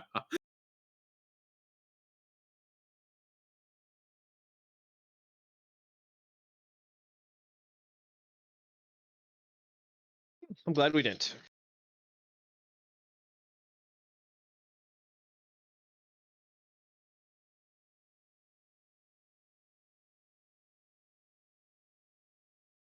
All right. Yeah. Well, You guys are right here on the shore. Yeah, we'll start shuffling supplies back and forth to the wagon, checking on the kids, and they're still here, right? In a rather unusual turn from what usually happens after you leave these kids unattended, nothing appears to be amiss. I'm immediately suspicious. I am even more suspicious. I would expect a lot of stuff to be wrong. We were gone for like a week and a half.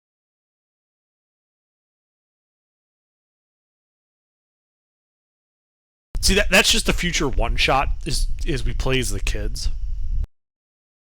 while the adventuring party's gone for a week.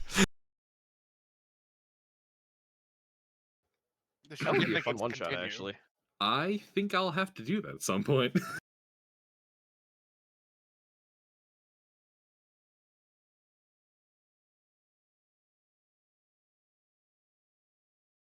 All right. Well, yeah. Start ferrying stuff back and forth to the wagon, Mhm. and then head into town. Yep. Oh, before we start selling stuff. Before you guys Mhm. continue, Mhm. you have figured out what's wrong. Yeah. Your entire organizational system has been fucked up. Oh, that'll only take me a day to fix. I'm not too upset about that. Yeah, just wait till the update removes all the storage containers that you can shove into carts. It'll really fuck with our organizational system then. Yeah, it just deletes everything inside of them.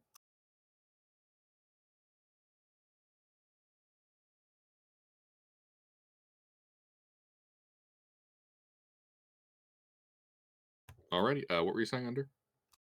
Well, what I was saying is, Rurik, as you're loading up the cart, I have some additional items for you to sell. Okay.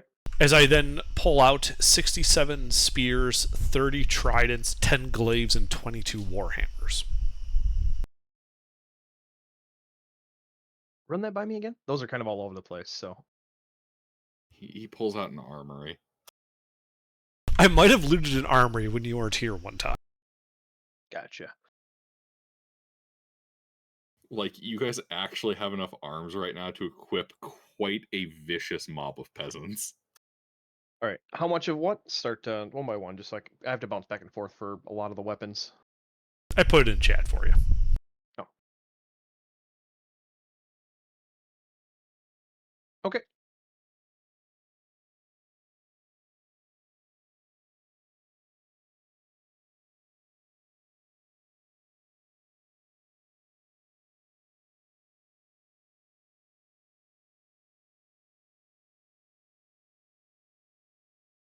And a bronze gong.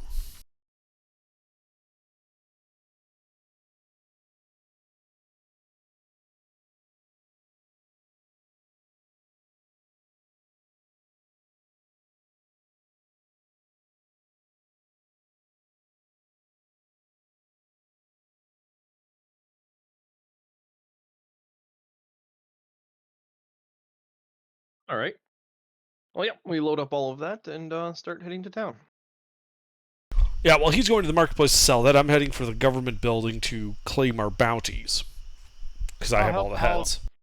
Well, I'll help But- haul the heads. I was gonna yeah. say. I have a yeah, bag of suppose you have holding. The cart with donkey. Yeah, I have a bag of holding. It has all the heads in it. That's where I pulled all the armory out of.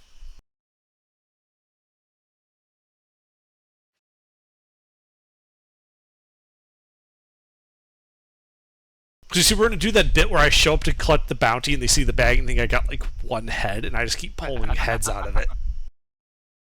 1 + 2 + 2 + 1. Oh, and naturally, I assume you're going like the regular ones until eventually you pull out the Baron and the High Priestess. Yeah, like we start pulling out the regular ones, and then we pull out the priestesses, then we pull out the head priestess, and finally the Baron. Don't forget to put like a couple of like dramatic pauses in there where he thinks you're done, and then you reach back in and pull out more. As we're pulling them out, we will also stack them up in like that pyramid shape that you used for stacking cabbages. Yes. Man, this takes me back to FFAM. Hey, guy in charge of Port Hamor, how many goblins did you say we could kill? That is basically what I'm doing. It's like there was no bag limit on that bounty, so I am here to claim what is due me. And then I start pulling out heads. Indeed. You go to the governmental ziggurat.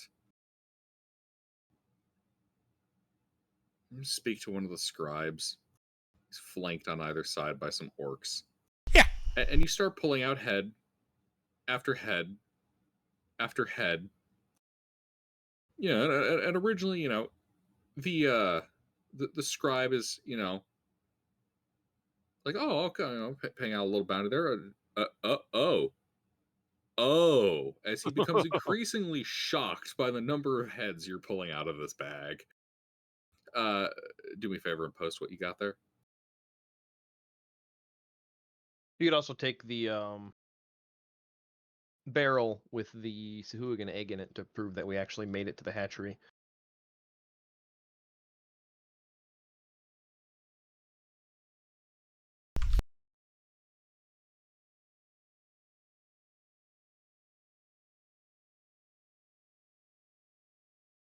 Yeah, you're gonna be there a while. Yeah. Oh, and I do take that egg, yeah, if you suggest that before I head off. Yeah, it's just one of the 20-gallon barrels. Mhm. I put it in salt water and, yeah. Because I'm going to eventually sell it. Somebody can have a pet Sahuagin. Or slave Sahuagin, So, whatever they want to call it. What was it, 5 gold per regular head? It was 5 gold per Sahuagin head, 200 gold for the head of the Baron, 100 gold for the head of each priest, and 1,000 gold for destroying a hatchery. It's 2 hatcheries. They were in separate rooms. Wait, 100 gold? I thought it was 100 gold for just the high priestess.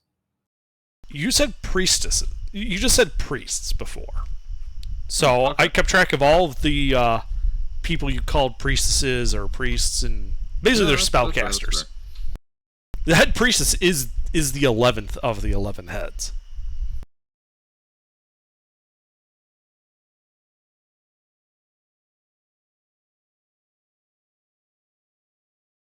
And when you're there, you should ask if anybody's interested in 230 spears.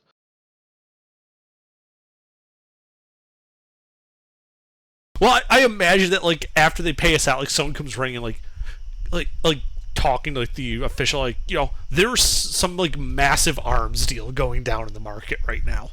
That's basically what does happen. Another junior scribe talks to him. The orcs are increasingly both impressed and concerned, and the scribe is just dumbfounded. Yeah, I just mentioned casually, like, well, after we killed all the Sahuagin, we sort of looted their base and took everything.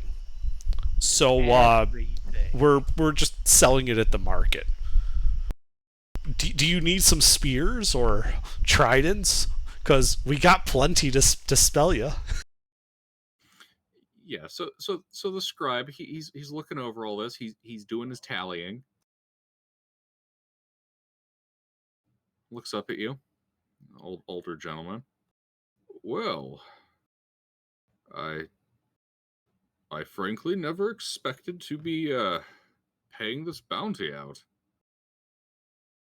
All right, by my arithmetic, you are owed 2,900 gold, 30 gold, yep, 2,930 gold pieces. That also matches my math, and I will happily accept the coin as payment for the bounty. Take it in platinum. I will take it in platinum if you would prefer to count out fewer coins. At the moment, we're having to hold on to the platinum reserve. I'll have to be paying it out in gold. That's acceptable. He gets a couple of the attendants and one of the junior scribes, and they, take you over to a table where they start counting out the gold in front of you.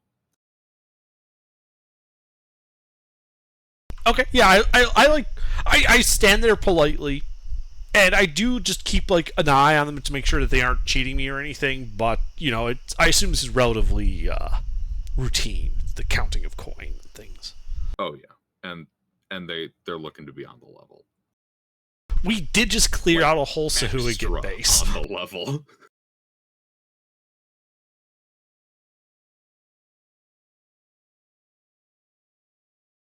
Actually, what's your passive?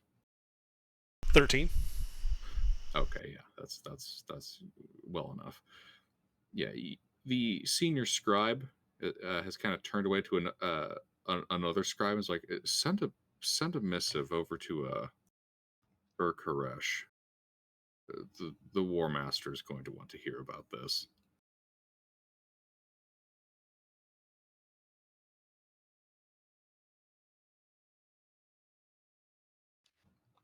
And get one of the Orca warships down to that archipelago just to verify.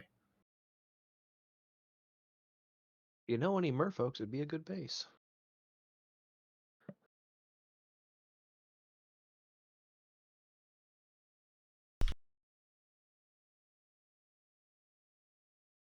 But yeah, they finish counting out your coins and hand them over to you Okay. in a nice commemorative chest. Very good. Very pretty. I put the chest in the bag of holding. Indeed. It's got a bronze fist on the front. Nice.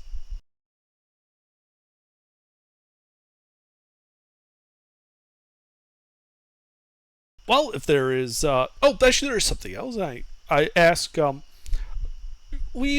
Our ship, however, did take some damage.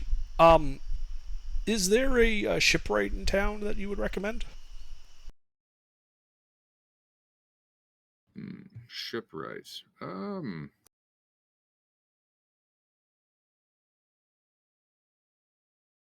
At the moment, I don't know if I'd recommend any of the services here with the recent rioting, but yes, there's a pair of pretty sure they're gnomes. A pair of gnomes that handle some ship making down by the southeastern edge of the southwestern. So what? Southwestern side of the harbor. Do these gnomes have names? Are they known gnomes? Yes, they are gnomes. Are they known gnomes? Oh, they're also probably known. They are gnomes. Their names are Urposh and Dirk. Urparsh and Dirk.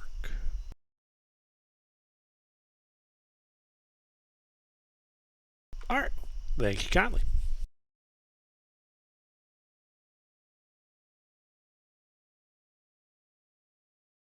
And then I just, say my farewells and start heading towards the docks to look for Urposh and Dirk. Yeah, and as you do so, you can see the head scribe trying to find someone to clean up the mound of fucking fish heads that are stinking up his ziggurat. Yeah, that's his problem now. But he's wishing he knew prestidigitation. Because I'm sure glad I know it. Hey, you could rent him your services there. Yeah, we've done it before. I'm more interested in getting our ship right, Our ship Yeah. shape. I mean, that's fair. Ship. Ship shape by the shipwrights. Mm-hmm.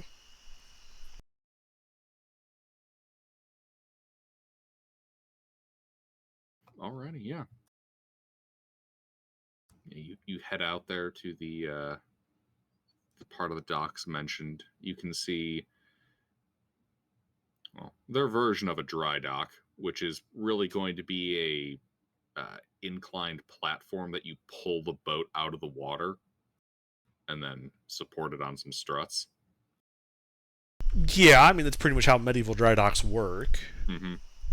I know. The visual for those that don't know what a medieval dry dock is. Let me pull it up. Yeah, it's not like a modern one where you float the ship in and then they can drain it with some locks. You basically got to haul it up a sled out of the water. Let me see if I can find a nice image. I did finish scribing my scroll of haste on the way here, though.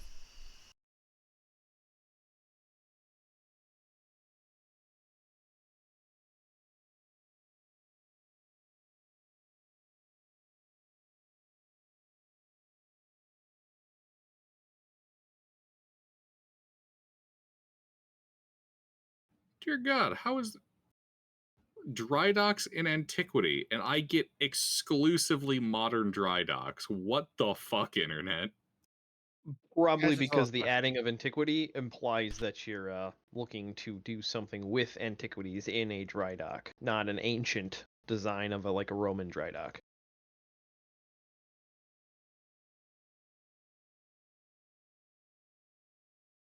And if you type dry dock, you're more than likely going to find a dry style dock, which is a dock that's drained. You're looking more for a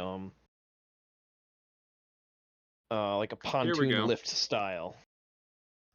Okay, ancient Greek dry dock got like 2 results that are half decent. Yep. This is kind of what we're talking about.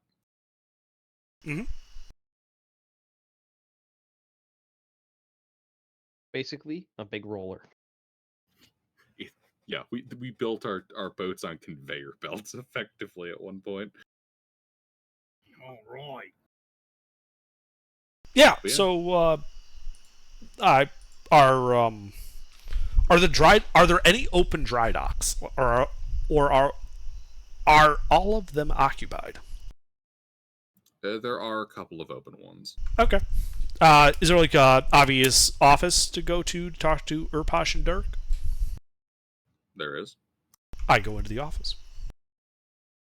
You can see what looks to be a gnome, and very obviously a halfling.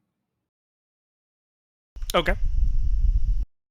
I walk up, like, Urpash and Dirk, I presume? Oh, hello there. Welcome to Urposh and Dirk's Dry Dock. How can I help you? Well, we're doing some business in the archipelago to the... It's northeast of here, right? East by southeast. Alright, east by southeast of here. And the ship took a little bit of damage. And it's in need of some dry dock type repairs. Alrighty, we can take care of that for you. I assume you got the money to pay? Well, that was the other thing is, first time I've had to repair the ship, how much is it going to cost?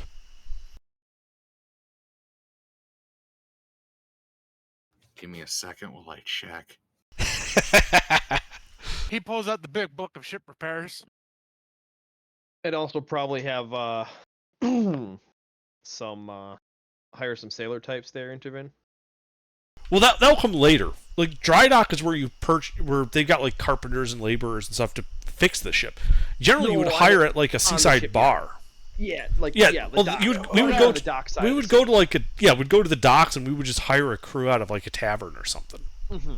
Hold on, where do we plan on going? What about that quest? Right.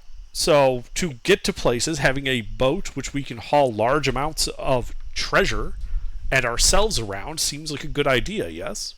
Yeah, we can steal more shit that way. And at least one of those seeking quests, the things that we've seen with the seer ball, are ocean somewhere. We don't know exactly where, but they're in the ocean. You wrote down what those were, right? In Ravin? You weren't taking notes, Hayes? Well, Intervin says he was doing that. Yeah, presumably I got them in my notes somewhere. Let's take a look. Well, I lost an eye for this. Seems like it would have been very important to you then. I forgot he lost an eye. He never fucking does anything that he needs it for.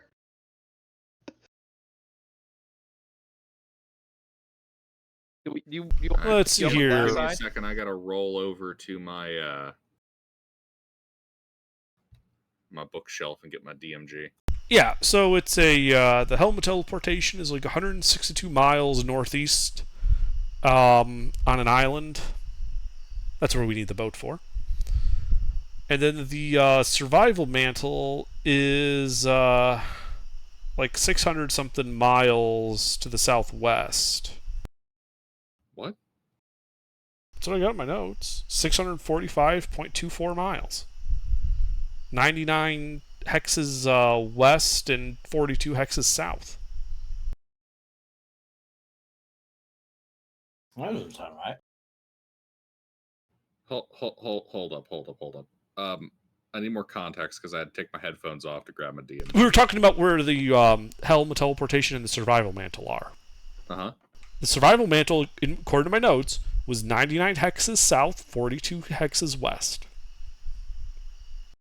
Or sorry, 99 west, 42 south, which comes to about 645 miles.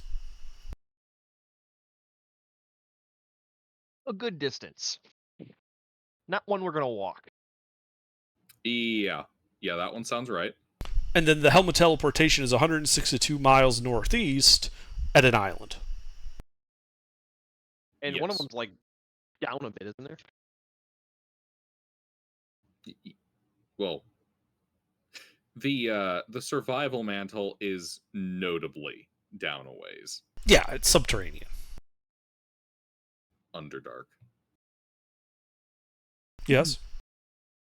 I was gonna say, what do you want him for? No, I'm saying it's in the Underdark. Oh, Underdark has it already? Cool. Yeah, okay, that's one on side. I wasn't aware we were doing a Fifth Element plotline. I mean, I've been stopped up since ever we did that.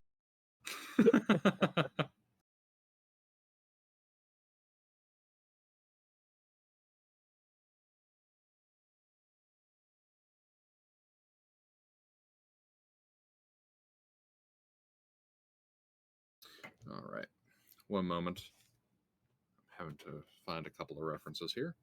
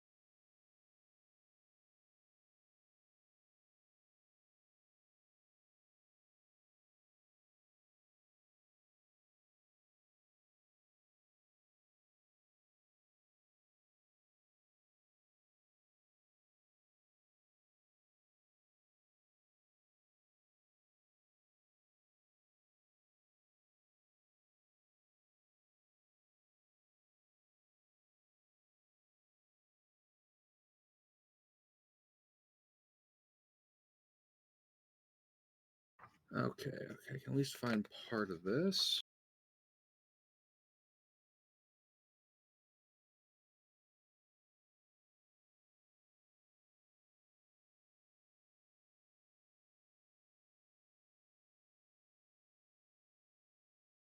Why is there a duck head on that boat? Okay, let's see here. Effectively speaking, a slightly bigger keel boat. Okay. Underdark. Yeah. So the hull's maximum hit points is 100. Ruffles was able to restore 10 hit points to it.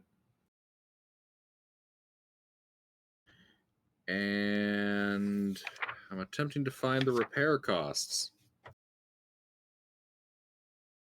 I'm pretty sure it's a per day. Like, gold equals a certain number of hit points per day.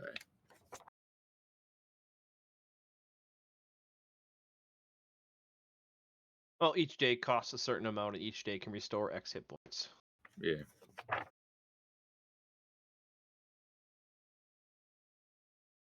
So with these, Underdark, help a fellow DM out. I believe the rules for all that are in Ghost of Saltmarsh. That's where I'm looking.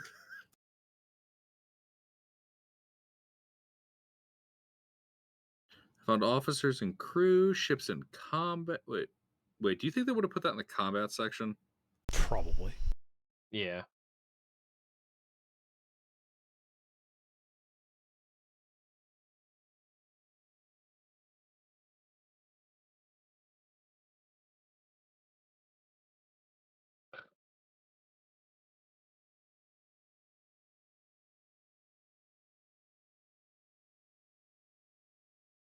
Crew casualties crashing a ship.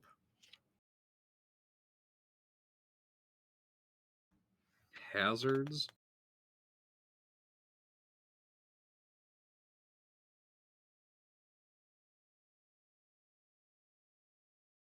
Hazard pay.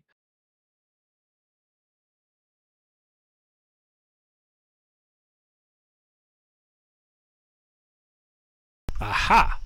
So, repairing 1 hit point of damage requires 1 day and costs 20 gold for materials and labor. Where did you find this? DMG 119.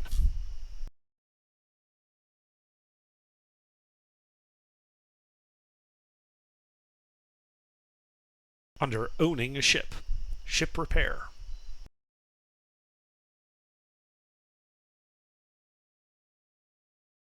Ah, and it's under the freaking adventure running stuff. Okay, I gotcha. Here we go. Yep. 1 hit point per day, costing 20 gold for labor and parts. So we need to make 90 HP of repair. So it's going to cost 1,800 gold for materials and labor. And Pocket change. take 90 days. That's not so much buck. Well, we could do downtime. I mean, we don't have anything pressing. quick question: Learn some skills. would these worker be considered proficient or expertise? What? You know how my fire rune allows me to double the proficiency bonus of whoever's wearing it? Could I give it to one and speed it up a little bit? That would not be a significant enough bonus to have any noteworthy effect. We're basically hiring a crew to repair it. It's not just one guy. All right. Now, you said that we're using that it's essentially just a keelboat. It is effectively a larger keelboat.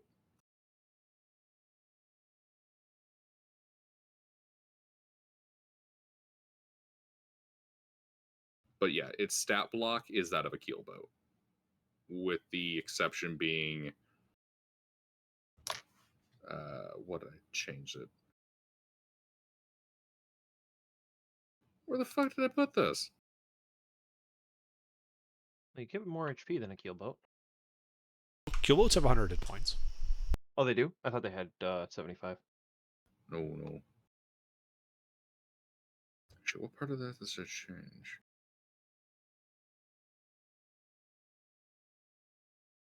Whatever. It basically has a bit more space on it. So it's a cargo keelboat. Yeah, basically. Okay. Are we going with the Ghost of Saltmarsh stat block for it then? Yes. Okay.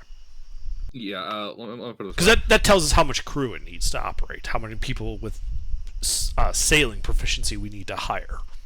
Yeah. With in general, I guess we'll work with this, but when it comes to boats, assume I'm using Ghost of Salt Marshes as the base. Okay. Yeah, because the DMG keelboat only needs 1 crew. Ghost requires 3. Does it have a ballista? No. It will.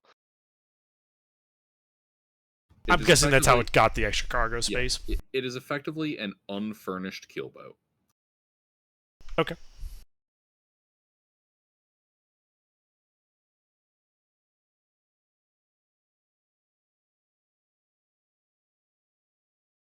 So it's just the boat, the hull, the sails, the oars.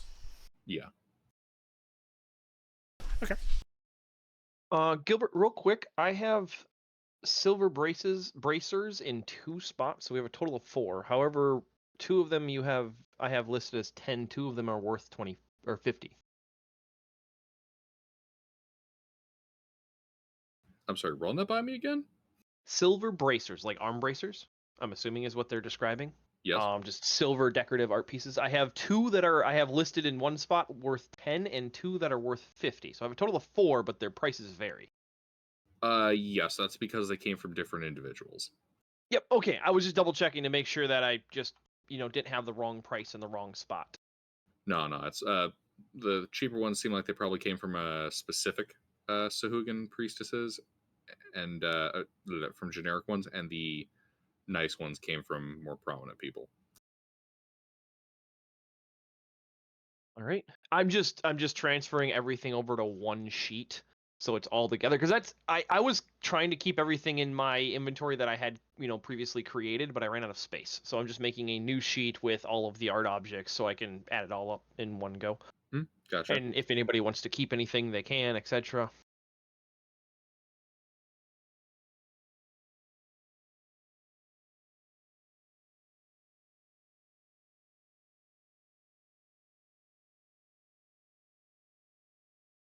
I will be done with that. I'm assuming you wanted to keep that mirror under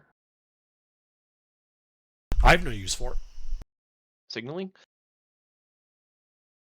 I have other Not the means for bronze doing one. that. We have a small silver mirror, a small one like a hand mirror. Okay. Is it particularly valuable? 25, not particularly. I mean, if you think you can use it for signaling, go ahead. I have other means of doing so. Well, I'd keep it for even peeking corners. Then you should keep it. All right, I'll put it in my inventory. Oh, I have no use for it, but if you or another party member does, by all means, keep it. What's that, Gilbert?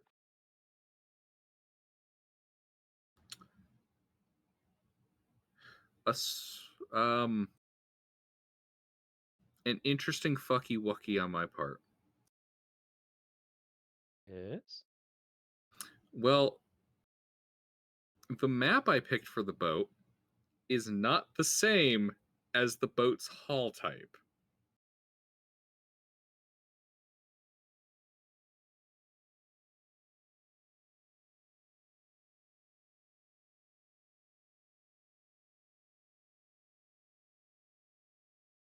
Okay. I mean, I don't. Unless you plan on running like super detailed tactical combats this session on the boat, we can just kind of ignore that. Kill boats aren't that complicated for now until you get a new map. Yeah. Yep. Let me just look over here to the keel boat one. There we go. Here's the keel boat.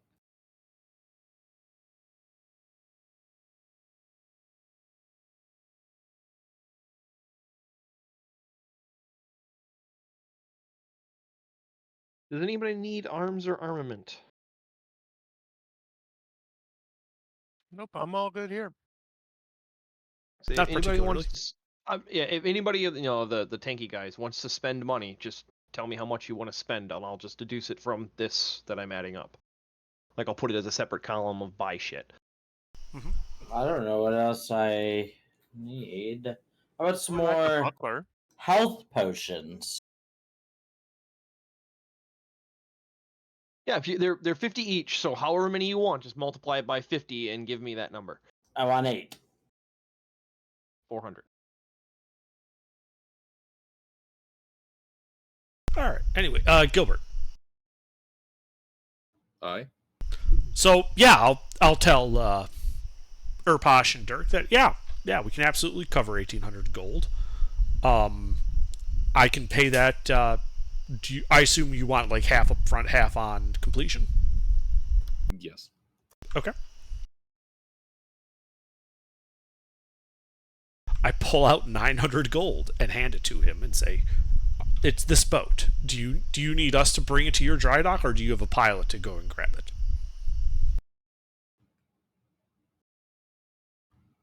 They'll send a pilot. Okay. Not exactly in the hub. I want to sell. I thought we could put it in the harbor. I got a You guys are close Warhammer enough. and chainmail to sell. Okay. And I'll just take 2 potions. I'm gonna grab 4. Just give me a number of what you want to spend, guys. 200. Telling me what you want, I have to go and do the math then. If you just tell me how much you're spending, it's much quicker. I apologize. 200. Gilbert, Marcel.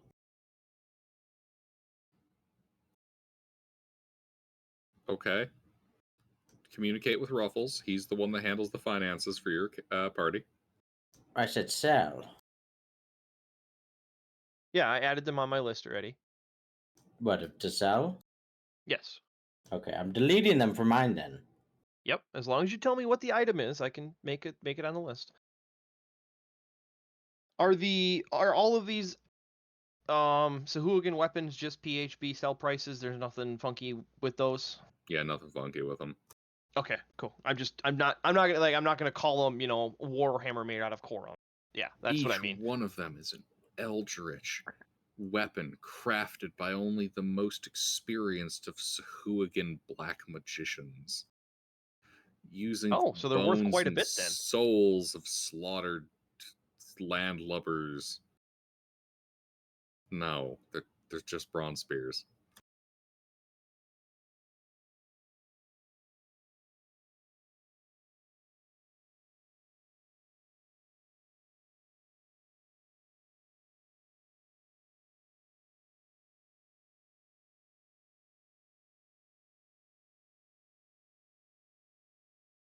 Yeah, I just paid the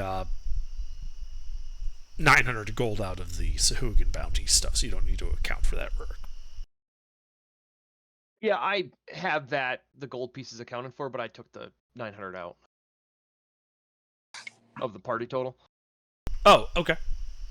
Yeah, I had the 27 or the 2930, and I added that into the gold total, but I just took the 900 out of that. Alrighty. Yeah, even with that, we're still over 10,000 with just gold, not even selling anything. Okay. Well, then, does anybody care if I spend about 950 gold? By all means. Yeah, go for it. Okay, I spend that much gold buying spell scribing components. Just in case we find ourselves away from civilization for a while. It does come in handy.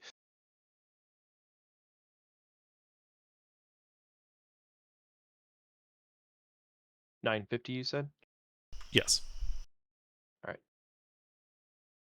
She will make it an even 1,000, and I'll buy myself a potion of healing too.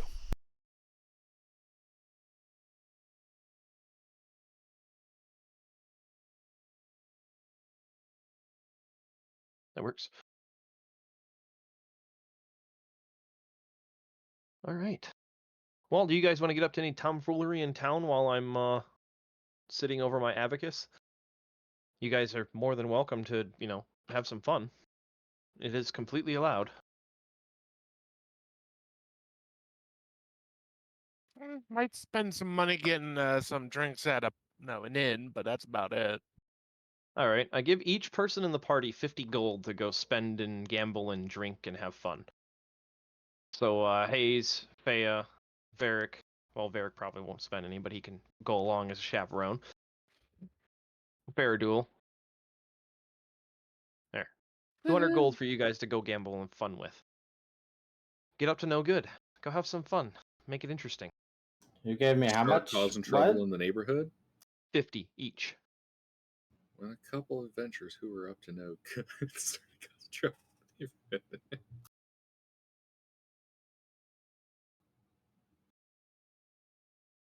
Like, I was giving that to you guys to use, like, right now, because this is going to take me at least another, 15 minutes. And we still have an hour after that for session. So if you guys wanted to, do some improvised fun in town. Well, we're going to be in town for like 90 days while our boat's repaired. Yeah. Downtime. Yeah. Indeed, which leaves plenty of time for stuff to happen, for you to choose to do stuff. Skill proficiencies. roll new characters, die on a random side quest because other people didn't show up to help you with the adventure. Honestly, Rourke's going to spend a lot of time with the shipwrights. I'd like to pick up shipwright. For sailing around, I'd like to be able to fix the goddamn boat. That's a good idea. And probably might help you there. So we have 2 people who know at least how to fix the boat. 2 people with proficiency is way better, that's for sure. All right. So we got 90 days to work with. Faradul and Rurik are working with the shipwrights. Yep, we're paying them to help build our boat. So we can learn how to build our boat. All right, that goes at the additional teaching cost of Yep, however yeah. the fuck that works. Yeah, the proficiency learning stuff. Yeah, how does that work?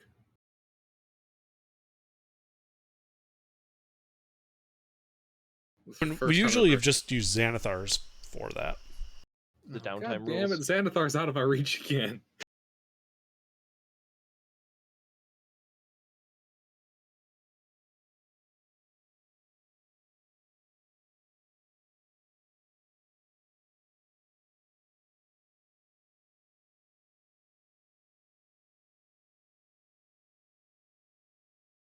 Mister, are you here? Yeah, what? Mister? If you want to buy or spend any money, just look Yeah, I at looked over my list a minute ago, and there's nothing I need. I mean, I wanted to sell, but if you could pick up some, just however much you want to pick up. If you want to pick up and refill your potions of healing, just give me Yeah, a that. total gold. Just give me a total gold amount of how much you're spending. I don't care what you're buying. How much are they a piece? 50. 50. Unless you buy a better one. Yeah, we're not spending 300 for a whole extra freaking D that doesn't do that much more. It's not Or worth that. it. No. Like, the greater potions of healing are so depressing. They're 50 gold a piece. Yes. Yes. So give me 10. Spend 500. Give me 10. All right.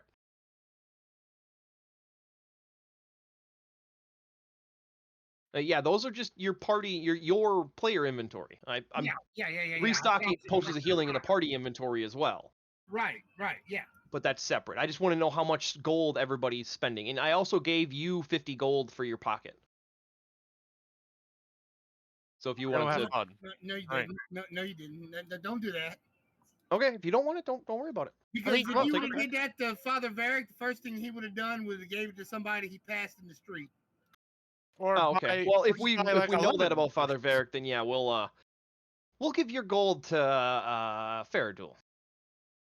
What? I'll split half of that with his. All right. Well, either way, it's still 200 total that I gave Yeah. up to you guys. So how much did I get? You got 75. 75.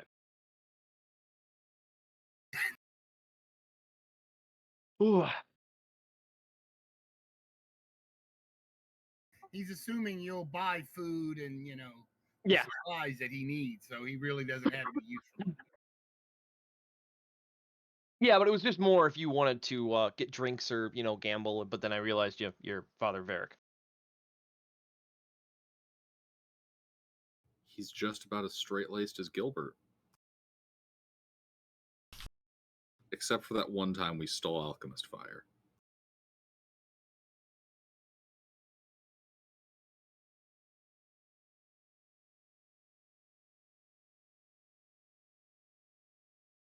Well, basically it takes me 10 days to scribe a level 3 scroll and 500 gold.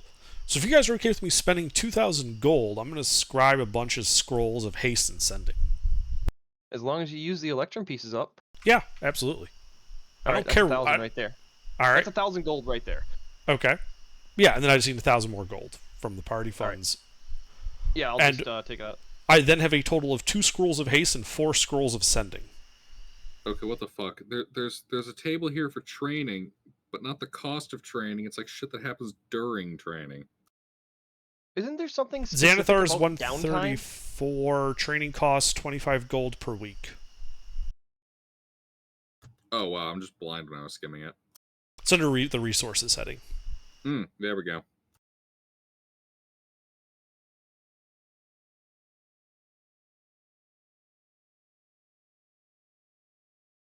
So receiving training in a language or a tool typically takes at least 10 work weeks. But this time is reduced by a number of work weeks equal to the character's intelligence modifier. I have a +1. 25 gold per work week. And it takes how many work weeks to repair the boat? 9. 90 days. You said these were 10-day weeks. Yep. So It's a 10-day. 9 weeks. Is that long enough for us to get shipwright proficiency? So how many weeks are in a month, or do they not have months? I believe he went with 3. I don't remember off the top of my head how he has 4. his calendar. 4? Okay, so it's 40-day months.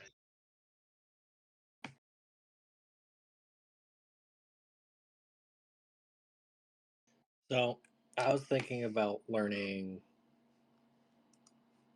the navigator's tools because those might come in handy. All right. What's your int mod? -2. Okay, so it takes you 10 work weeks. We can wait around. We waited long enough. Yeah, Waiting an extra we week can wait doesn't kill any time. the extra week. So it only takes me 3 weeks to scribe the additional scrolls I wanted to scribe. For the additional 6 to 7 weeks that we're spending in town, Gilbert, could I spend that time intensively training our 2 apprenti in magic? With the intention that at the end of these 7 weeks of intense training, they would qualify as level 1 spellcaster sidekicks. Oh, shit. Sidekicks are Tasha's, right? Yes. All right, one Tasha's second. 144. Okay. I'm done pulling everything I had out of my main list in my inventory. Now down to the second list. Damn. Man, my desk is getting crowded with books. If this is the second list. Oh, the plight of the DM. What page did you say under? 144 is where the spellcasting one is. 142 is, I think, the start of the whole heading area.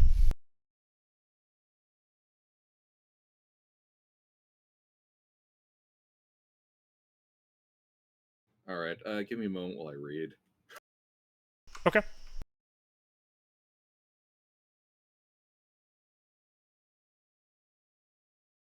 And then this is what I have listed out so far. And Fairdo, you were asking about a shield. You want to get a 42 buckler? war hammers and 20 bronze daggers. Actually, Well, Enjoy. so why I asked is we have 3 shields. So one of those can be I guess I'll just take one. One of those can be a buckler. They're equivalently the same thing. So getting a buckler versus having a shield, like I'll just take one of the shields off the list because we had 3. So. Yep. Thank you. But yeah, that's where I'm at right now for transferring the lists back and forth. Us is like we're gonna have some time. Oh my god, Hunter.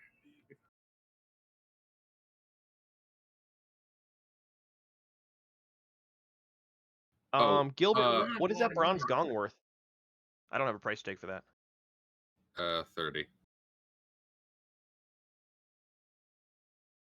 How much does it weigh? Might be worth more as a weapon made later. Weighs weight. All right, I'll just sell It has mass. it.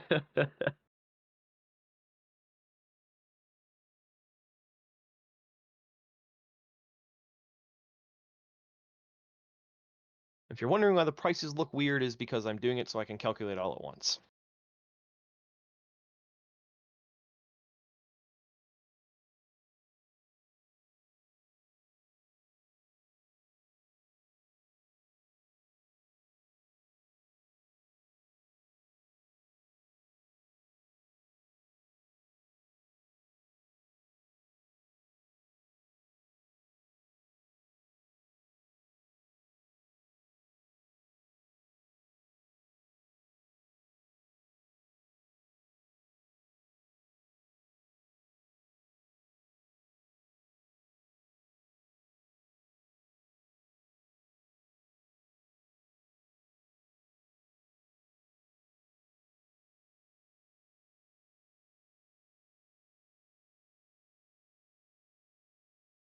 All right, and you would be sidekick classing these into spellcaster. Well, yeah, they're my apprenti. Right, right.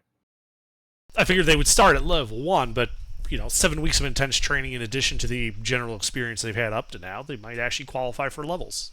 Is my request. All right, give me a second as I continue to review this. First time I think either of us are actually doing something with it. Well, for you, I actually do use sidekicks in my in-person game. Ah, good to know. Okay. Any information that's emerged I should be aware of? Players are really bad at remembering to level them up.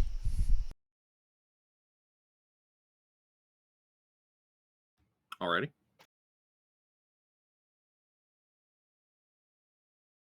Wait, we can have sidekicks?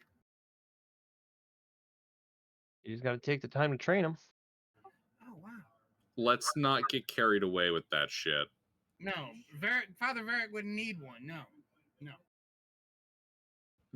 This is one of those things where I am reviewing and considering because of the exact circumstances. This is not something I would count on just being a constant, consistent thing. Yeah. We've spent the effort through most of the campaign to keep these 2 kids alive. Yeah, that's why. I mean, yeah, they were getting taught sword fighting, and now Father Varric is making very sure that they are taught history and math and everything he knows and religion. Their entire town getting kidnapped and sacrificed to Sahuagin turned out to be the best thing for their life prospects. Probably.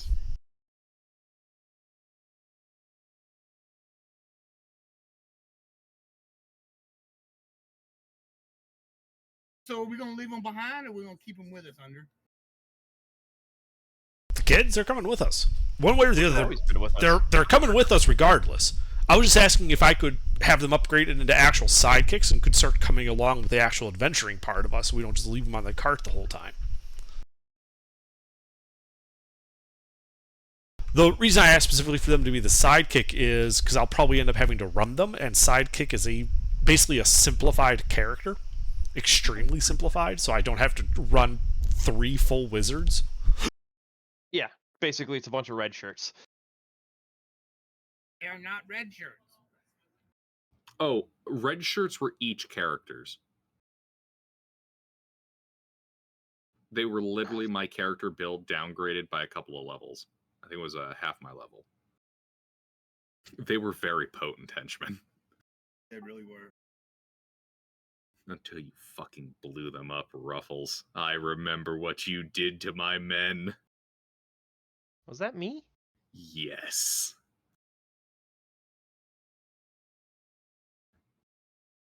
I remember the shores and the landing grounds of Mboka. Our own cannon turned against us. I don't know what you're Alright, let's see here. Made spell slot.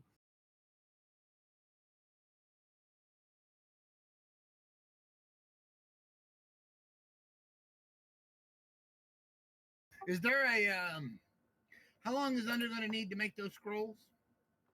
3 weeks of our 10-week layover. All right. And if I'm understanding this correctly, Underdark, they use a monster stat block? Yeah. Okay. As the base. I was thinking from there's a Volo's Guide to Monsters Apprentice Wizard stat block. Use that as the base.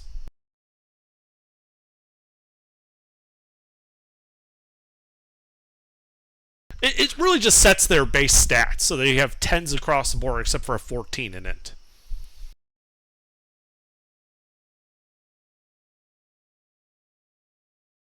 True. And then all their actual abilities are tied to the sidekick class. Man, like freaking 6 and 7 though, so that's why I suggest starting them off at level 1, ignore the whole thing where they're supposed to keep pace with the party, and we'll just track their XP independently. Yeah.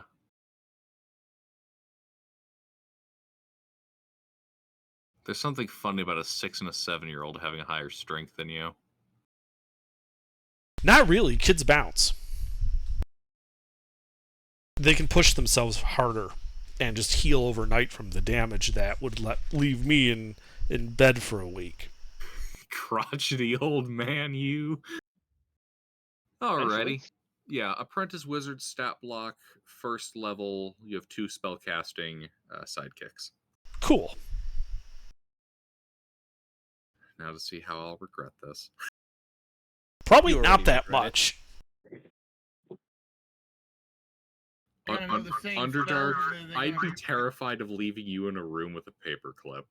Are they gonna? You'd find some way to turn that paperclip into like some MacGyver bullshit and build a uranium bomb. I don't know how, but I'm The fuck certain would I you'd get the find a way. uranium for? I don't know. Like, yeah, if I had the uranium in a paperclip, sure, but where do I get the uranium? I don't know. You'll probably use the paperclip to pick the lock on the door, get access to a spork, dig the uranium out, and then use the coffee maker to produce a uranium enrichment plant. Or you just get some from a white-haired scientist in a DeLorean. Or All right, that. it was I use the paperclip to pick the lock on the DeLorean. so for everybody learning stuff, it was 25 gold per week, and Faya needs an extra week. No, it doesn't take longer for being incredibly stupid. Right, but it takes a base of 10 weeks. Yep. So Faya just takes 10 weeks. Everyone else takes less, probably. I have a feeling in Faya's case, it's less an actual understanding of how navigation works and more just like deeply ingrained, ritualized navigational behavior. But does it change the cost? Because I'm doing the math for the money right now. No. So So it's not. It's still Even- 9 times 25. correct. Okay. Faya simply takes 10 weeks. If you have a positive modifier, you take less. Ah, okay. It's very weird. Wait, so it's 10 times 25? Yes. Okay, so You would be 9 times 25 because you have a +1. okay, so we're we're a reduction. Gotcha. You are. I don't know what's Faradul got for his end. Oh, he might be negative as well. +0. Oh, he's flat. He's just So 10, he's just 10 weeks. yeah. Okay. God, something about the verisimilitude there bothers me. That the barely sentient Faya learns at the same rate as the almond farmer. Yeah. That's but also, funny. I also need an extra 25 gold for the navigator tools themselves. Actually, we have 2 sets. Oh, well, okay. So, I come prepared. what's the like the stats for the shipwright skill there? It would just be proficiency with doing anything dealing with shipwright. It's not really you can put it in your proficiencies. That's what I was going for. Well, yeah, but like what kind of stat is it? Like Intelligence. okay, intelligence. Yeah, it's a background. Yeah. Thank you. Yeah, well, shipwright Well- itself as a background, what Ruffles is doing here is he's trying to get that proficiency so that Repairing you the guys ship is can do easier. more than bare minimum attain floatability. Yeah, that's what I was like. I'll spend every minute of the downtime making it so I can fix the ship when we're not in a harbor.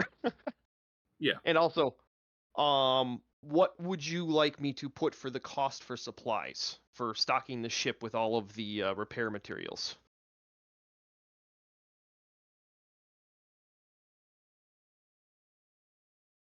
Like having sufficient supplies so that I don't need to go cut down a tree. I was thinking 500. Sufficient to what, though?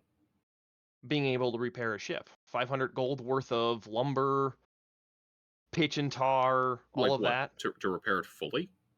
No, just to have supplies to be able to repair it. To Oh, repair okay, I it got fully, I don't know what you would go for a cost, but to be able Okay, to yeah, make I it gotcha. make it In a that little bit better than case- floating, but not yeah, fully in repaired. that case, obviously. we'll use the same repair stuff at birth. We'll just cap how high that HP can be accumulated to without a dry dock. Okay, so let's just say I have 500 gold worth of supplies, but I can only repair. Was it 20? What was the dry dock price? I'm sorry, I have so many numbers. I'm 20 bouncing gold between to 1 hit point. 20 gold to 1 hit point, so I'd be able to repair. I stood up. It should also be noted here that boats have damage thresholds. Mm-hmm.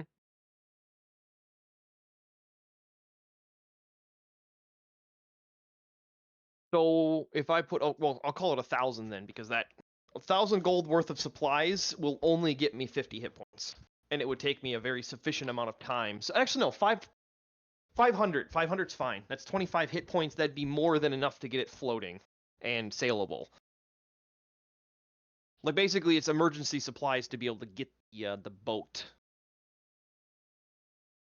back to a harbor to actually get it fixed better. But more than, having to worry about every slight breeze sinking the ship. Oh, it wouldn't be the slight breeze that kills you. It's the wind elemental I had on the breeze. Okay, that plus 10 potions of healing. Oh, apparently sidekicks are proficient in light armor. So, what's studded leather cost? Because we'll throw 45. 45. All right, so knock off 90 gold for their studded leather. As we All right, get the I'll just put it in the party little spending. suits of studded leather to go with their little wizard robes.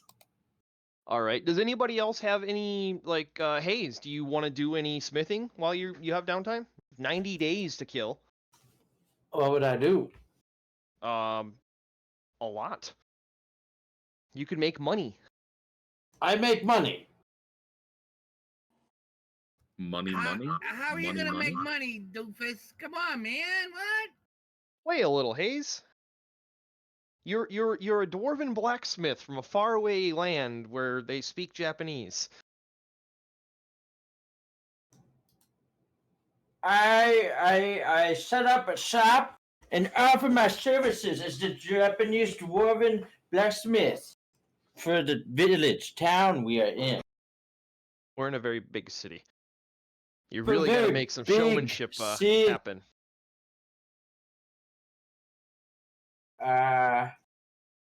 What? Well, you're not the only one setting up shop.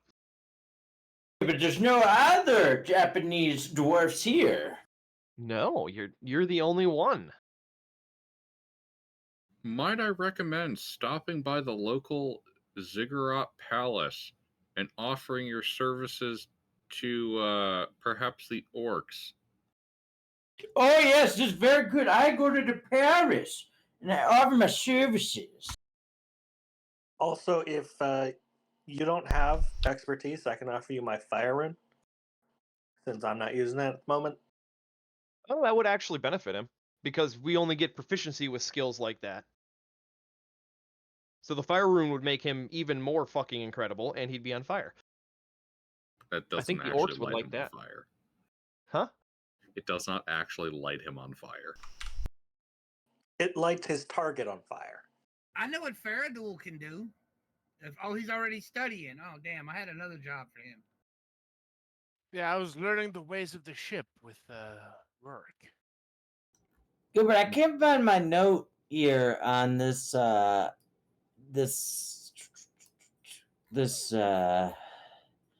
scroll containing metallurgical information on tin and copper. Is there any other notes about that? No. Okay. Is this just, did it give me knowledge? Do I need this still? You hung on No. to that to be able to read it. It doesn't really change anything for you. All right, after everything. It's the equivalent of a lore book that does nothing but elucidate lore. In this particular case, the metallurgical properties of metals that would be used in the process of making bronze. The preferred metal in these parts. In part because it's prettier than iron. So we made money. Yeah, what's the net gain after all this cost? 2,000 gold. Not bad. Yeah. Well, Intervin stuff and some of the stuff that I also like, some of the things that I did for myself weren't included in that because I was using my own gold and the existing party funds for a lot of that. But right now we're sitting at just shy of 10,000 gold total. Is this the town we started in? No, God no. Oh. It's the second large city we've been in. Okay. Yeah, back where you started is a way down south. Okay. Back in Urbeth. Yeah. So I got rid of all of the random weapons we had. I kept all of the ammunition style weapons we had, but we have spare swords or anything like that. So if you want one, just buy one. Like if you want to have an extra sword in case we run into rust monsters.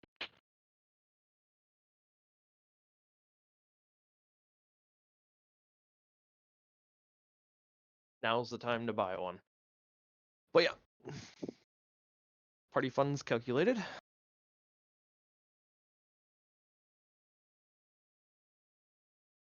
Because that would probably take me a day or two to sell, and I still have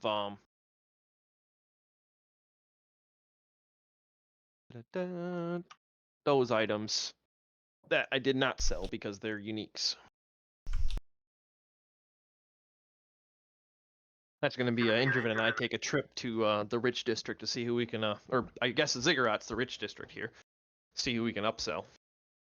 Oh, it's not a district. The Ziggurat is just straight up where the administrative stuff is done from. Yeah, it's also where the wealthier people tend to congregate.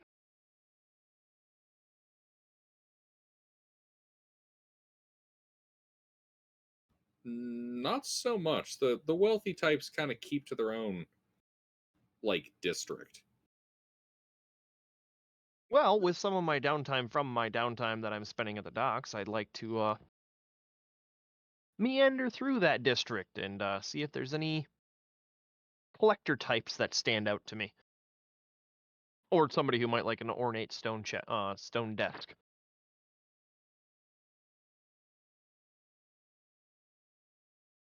Yeah, you're able to sell it off. It's 100 gold. For the whole lot of everything I sent in chat? Oh, no, I was just talking about the desk. Oh, the desk is 100 gold? Okay. Yeah, it's just easier to run things that way for me. I thought you guys were keeping the shark tooth chest. We were keeping it to sell. Oh, you were? Wait, we are? You Like, wanted to? Underdark Oh, you wanted wanted to keep on it? the ship. Oh, okay. All right, yeah, we can. Yeah, put it I on the was ship. going to. Like that's going to be like where we keep all of our cool shit on the ship.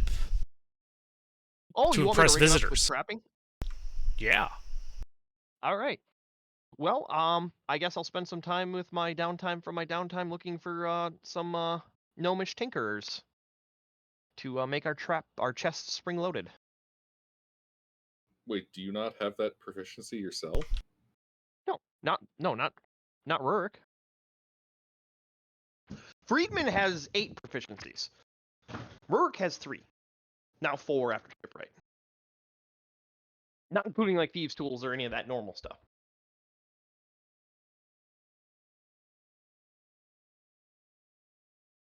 All right. What kind of trap are you trying to put on? Just a spring thing so it bites people? Basically. Well, it was more Intervin's brainchild for that. Yeah. How tough do you want it? 2d8. No, not damage. That's already taken care of. I mean, like the DC. What are you trying to go for? Oh, how tricky to see the trap.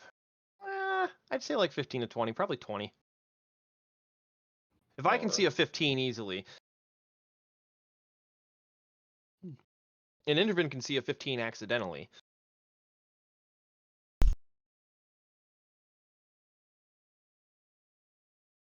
I mean, technically, his passive investigation is 21. Sherlock Holmes over here. Mm-hmm. I even have the magnifying glass. It's how I always have advantage. Nah. Well, and then me helping as well in the bigger areas. All right, let's see. Highest possible that these guys could produce is it 17? They would charge you 400 gold Okay. pieces. Sold.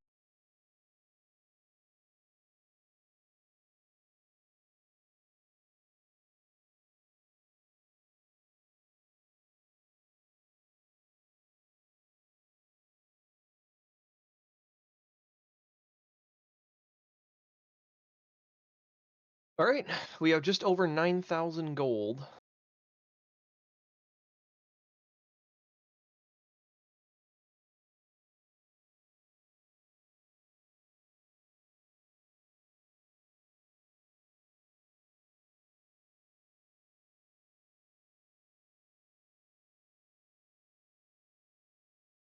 Do the orc people want me to blacksmith for them?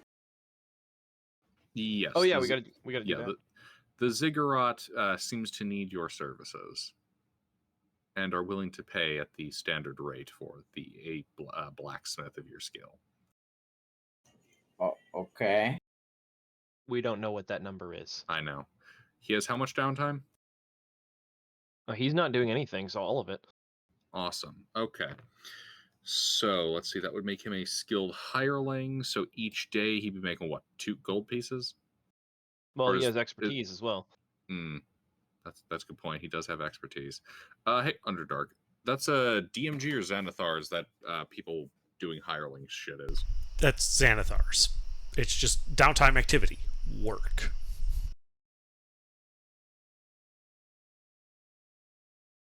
And only person here seeking gainful employment. Well, the rest of us are learning shit. Or teaching. Yep. Well, Varric hasn't done anything. Varric, you could pick up a skill. Yeah, well, what would be a good skill for Varric to pick up while he's here? Cartographer. We don't have any map makers. Is anybody learning how to actually use a boat? Or are we just going to that's hire that? I think we're just gonna hire that. That's what I was planning. Okay. Hire, a dozen crew or whatever we need for getting the 3. ship We moving. need to hire 3 Oh. crew. Oh. Well, yeah, we can just do that. Okay. We'll hire 6 so we got backups. Well, the ship's going to be kind of cramped.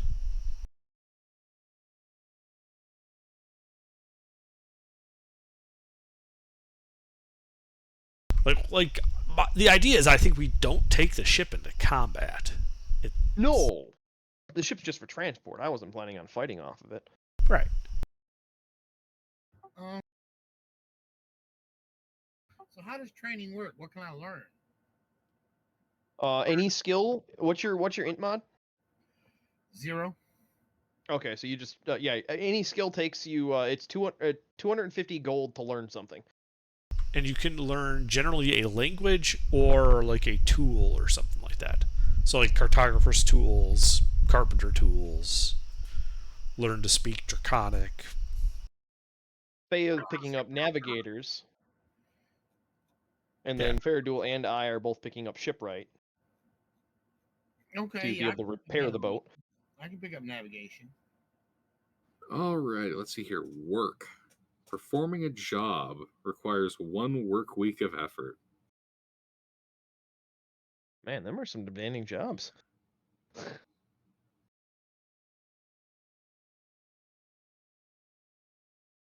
What do you want to pick up, Varric? Navigator or cartographer? I think I'll take. On second thought, I'll take cartographer to be able to read the map. All right. Cool. We got a map maker.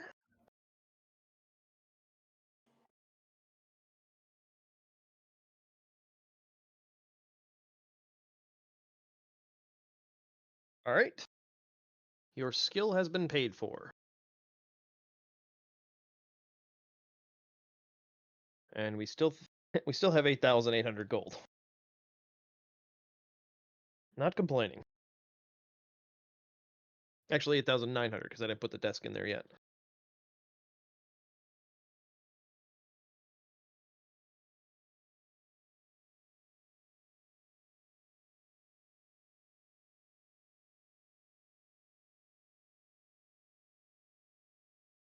Hmm.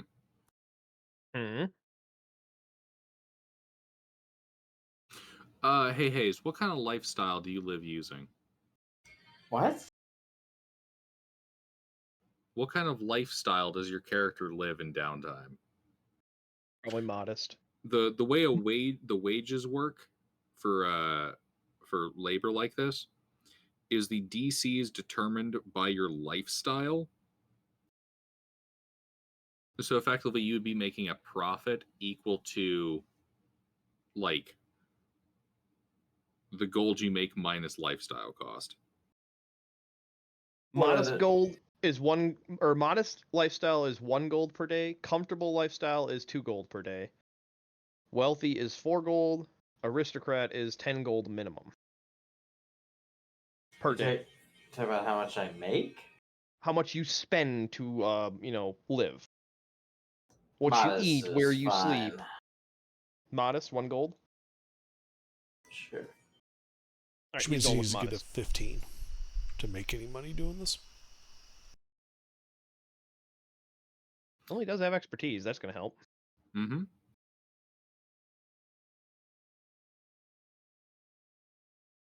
All right. So he's got to get. Wait. What kind did you say? Modest. Mm-hmm. Well, technically, that means he needs a 10 to 14 for a modest lifestyle. Oh, he's just 10 a to- roll of 10. Well, that's assuming, like, if he... That just basically means that he doesn't cost anything for him to live for the week, where the rest of us are paying gold. Yeah, that's a good point. Oh, yeah, I have to account for that. Mm-hmm. 100 gold per person if we're doing modest. Oh, that's not that much. All right. I'm So assuming we're doing modest. All right. So we got an intelligence check here using a set of tools. What's our party total? 8? All right. So Hayes, 9. you have what? Effectively 10 weeks. Really, 10 weeks? Yeah, 10 weeks. 100 days is how long we're downtiming in the city. Okay, yeah. We're basically just wintering over there. Indeed. So here's what we're gonna do. Once we finish the logistical stuff, I think we'll call it. Because I'm gonna have to get some stuff ready for a 10-week lapse of time. Sure. All right. That's fine. So let's see here.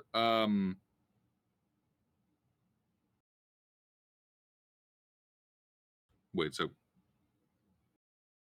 I'm sorry. This is the first time I've had to use this table, so I want to be extra clear.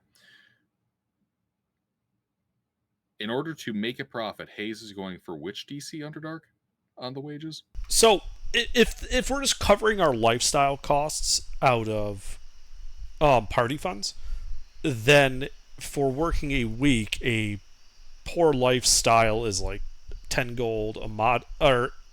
Modest would be 10 gold for that week. Comfortable to be 20 gold.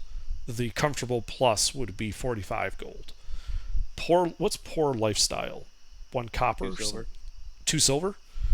So that would be 2 gold then for the week. That's basically how much money he makes per week. 2, 10, 20, 45. 2 gold, 10 gold, 20 gold, 40 gold? 45. Or 45 gold? Okay. Yeah. And then it's just for each week that he does this, he needs to make 1 ability check using, if he's doing like labor, strength, if he's performing, performance, or intelligence, if he's using a set of tools, that type of thing. Mm-hmm. Alrighty. So Hayes, type up the following formula. Uh-huh. Exclamation RR space 10 space D20 plus your intelligence mod plus your proficiency bonus. Intelligence? Plus your proficiency bonus again because you've been given the expertise rune. Our proficiency is 3. What's your int mod? -2. Okay, so do +4. The That will downsides include of everything. dumping mental stats. That's still a +4 for 10 weeks. Mm-hmm. So D20 plus 4? Correct. You're rolling that repetitively 10 times.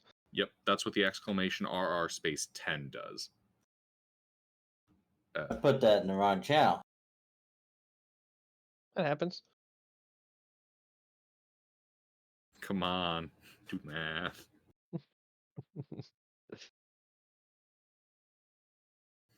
Okay, so 2 gold, 10 gold, 20 gold, 10 gold, 45 gold, 20 gold, 10 gold, 10 gold, 20 gold, and 20 gold. So wait a minute, I'd work for 10 weeks and make 167 gold? Yes. That sounds dumb. Medieval Yeah, times. I don't know. and we're There's a actually in the reason Bronze why Age. being adventurers tends to be highly lethality but highly rewarding. Working at a normal job does not pay as well. Additionally, that's without overhead cost. You have made 167 gold of profit because the party was paying for your accommodations. Do you want to pocket that haze or just put it in party funds? Well, I worked for it. It's mine. Okay. I All just right. wanted to know where to put it. That's all. You know, out of curiosity, if he was living at a modest lifestyle for that long, He would have made 67 gold in profit. It would have cost him 100 gold for the 10 weeks. you know what? That's actually not terrible for a non-adventuring commoner. No, it's not No. terrible, but adventuring pays a lot better. It's just, you got Oh a my much God. higher risk of death. Yeah, like that's a very good. Remember, he's an expertise smith, so he was making good money. Spent the first week getting his name out, and then made all the money. Yeah. He spent the first week fucking around. Well, the first week was they gave him all the schluck jobs, just Yeah. so they could see that he could actually do the thing, and then they gave him all the good stuff because he realized he was actually good at it. Yeah, the first week was literally just fixing dents in orc helmets, getting everything maintained and reforged if needed, and then the later stuff is proper labor. Actually, you know what? You know what? Mhm. I'm feeling kind of. I'm feeling like milking things right now for possible options that could be occurring at the end of this length of time. So Hayes, do me a favor and roll me 10 D100s. So that same RR 10 space and then D100. You got her. Oh, you rolled a 1. He actually managed to avoid workplace complications until his last week. This is okay. Roll me a D6.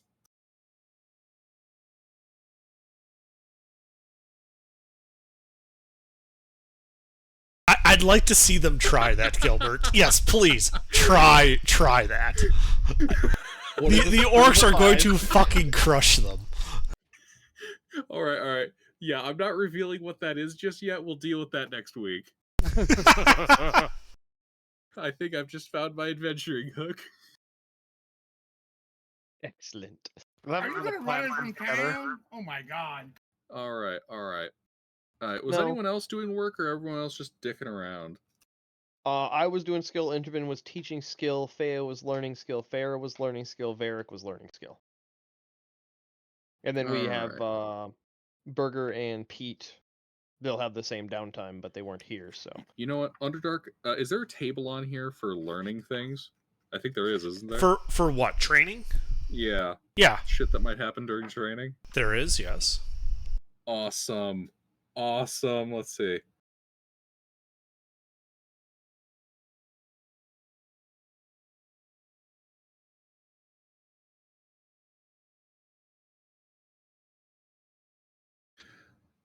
All right. So how many people here trained? Sound off. Yo. All right, Faradul was learning. Feo was learning. Rurik was learning. Was anybody else learning? Varric. Okay, so I need Varric to roll a D100, Faradul to roll a D100, Fea to roll a D100, and Rurik to roll a D100.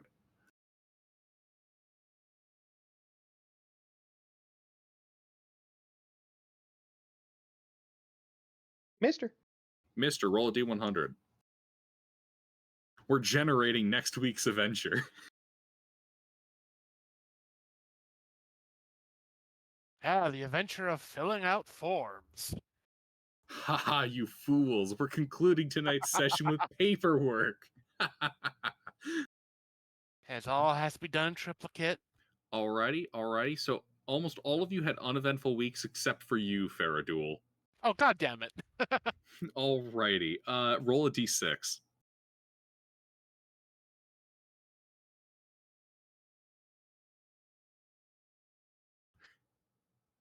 Interesting.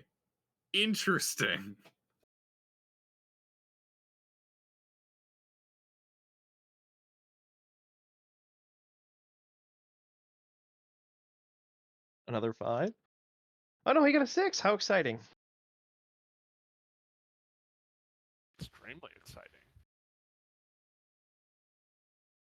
Now to see if Intervin has anything cool I can make him roll. I did spend 3 weeks scribing scrolls. Ooh, yeah, scribing scrolls. You have a mistake and boom. Scribing scrolls.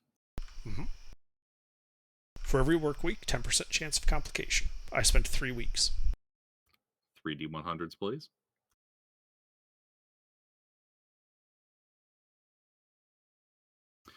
$89, $33, $66.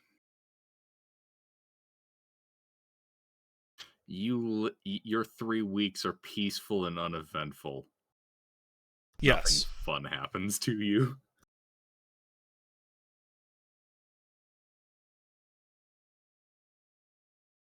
You know, I could run this shit as micro shots. Varric. Mister. What? Add a set of cartographer tools to your inventory. Oogie doogie. Fea, you can add a set of navigator's tools to your inventory. Faradul, add a set of carpenter's tools to your inventory. Roger that. That way you have the tools associated with your craft. I Makes got sense. extras or just, pulled from party inventory. And then I have extra sets as well. Like there's what's in your inventory, and then there's also a similar item in the party inventory. Like I bought doubles. That way if we lose it or break it, we have spares. Very smart. Well, that's what Rurik does, bookkeeping. And he does it very well.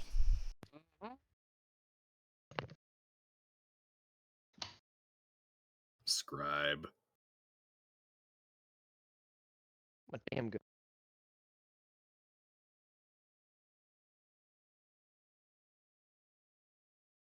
Alrighty, I think we'll call the session there for tonight.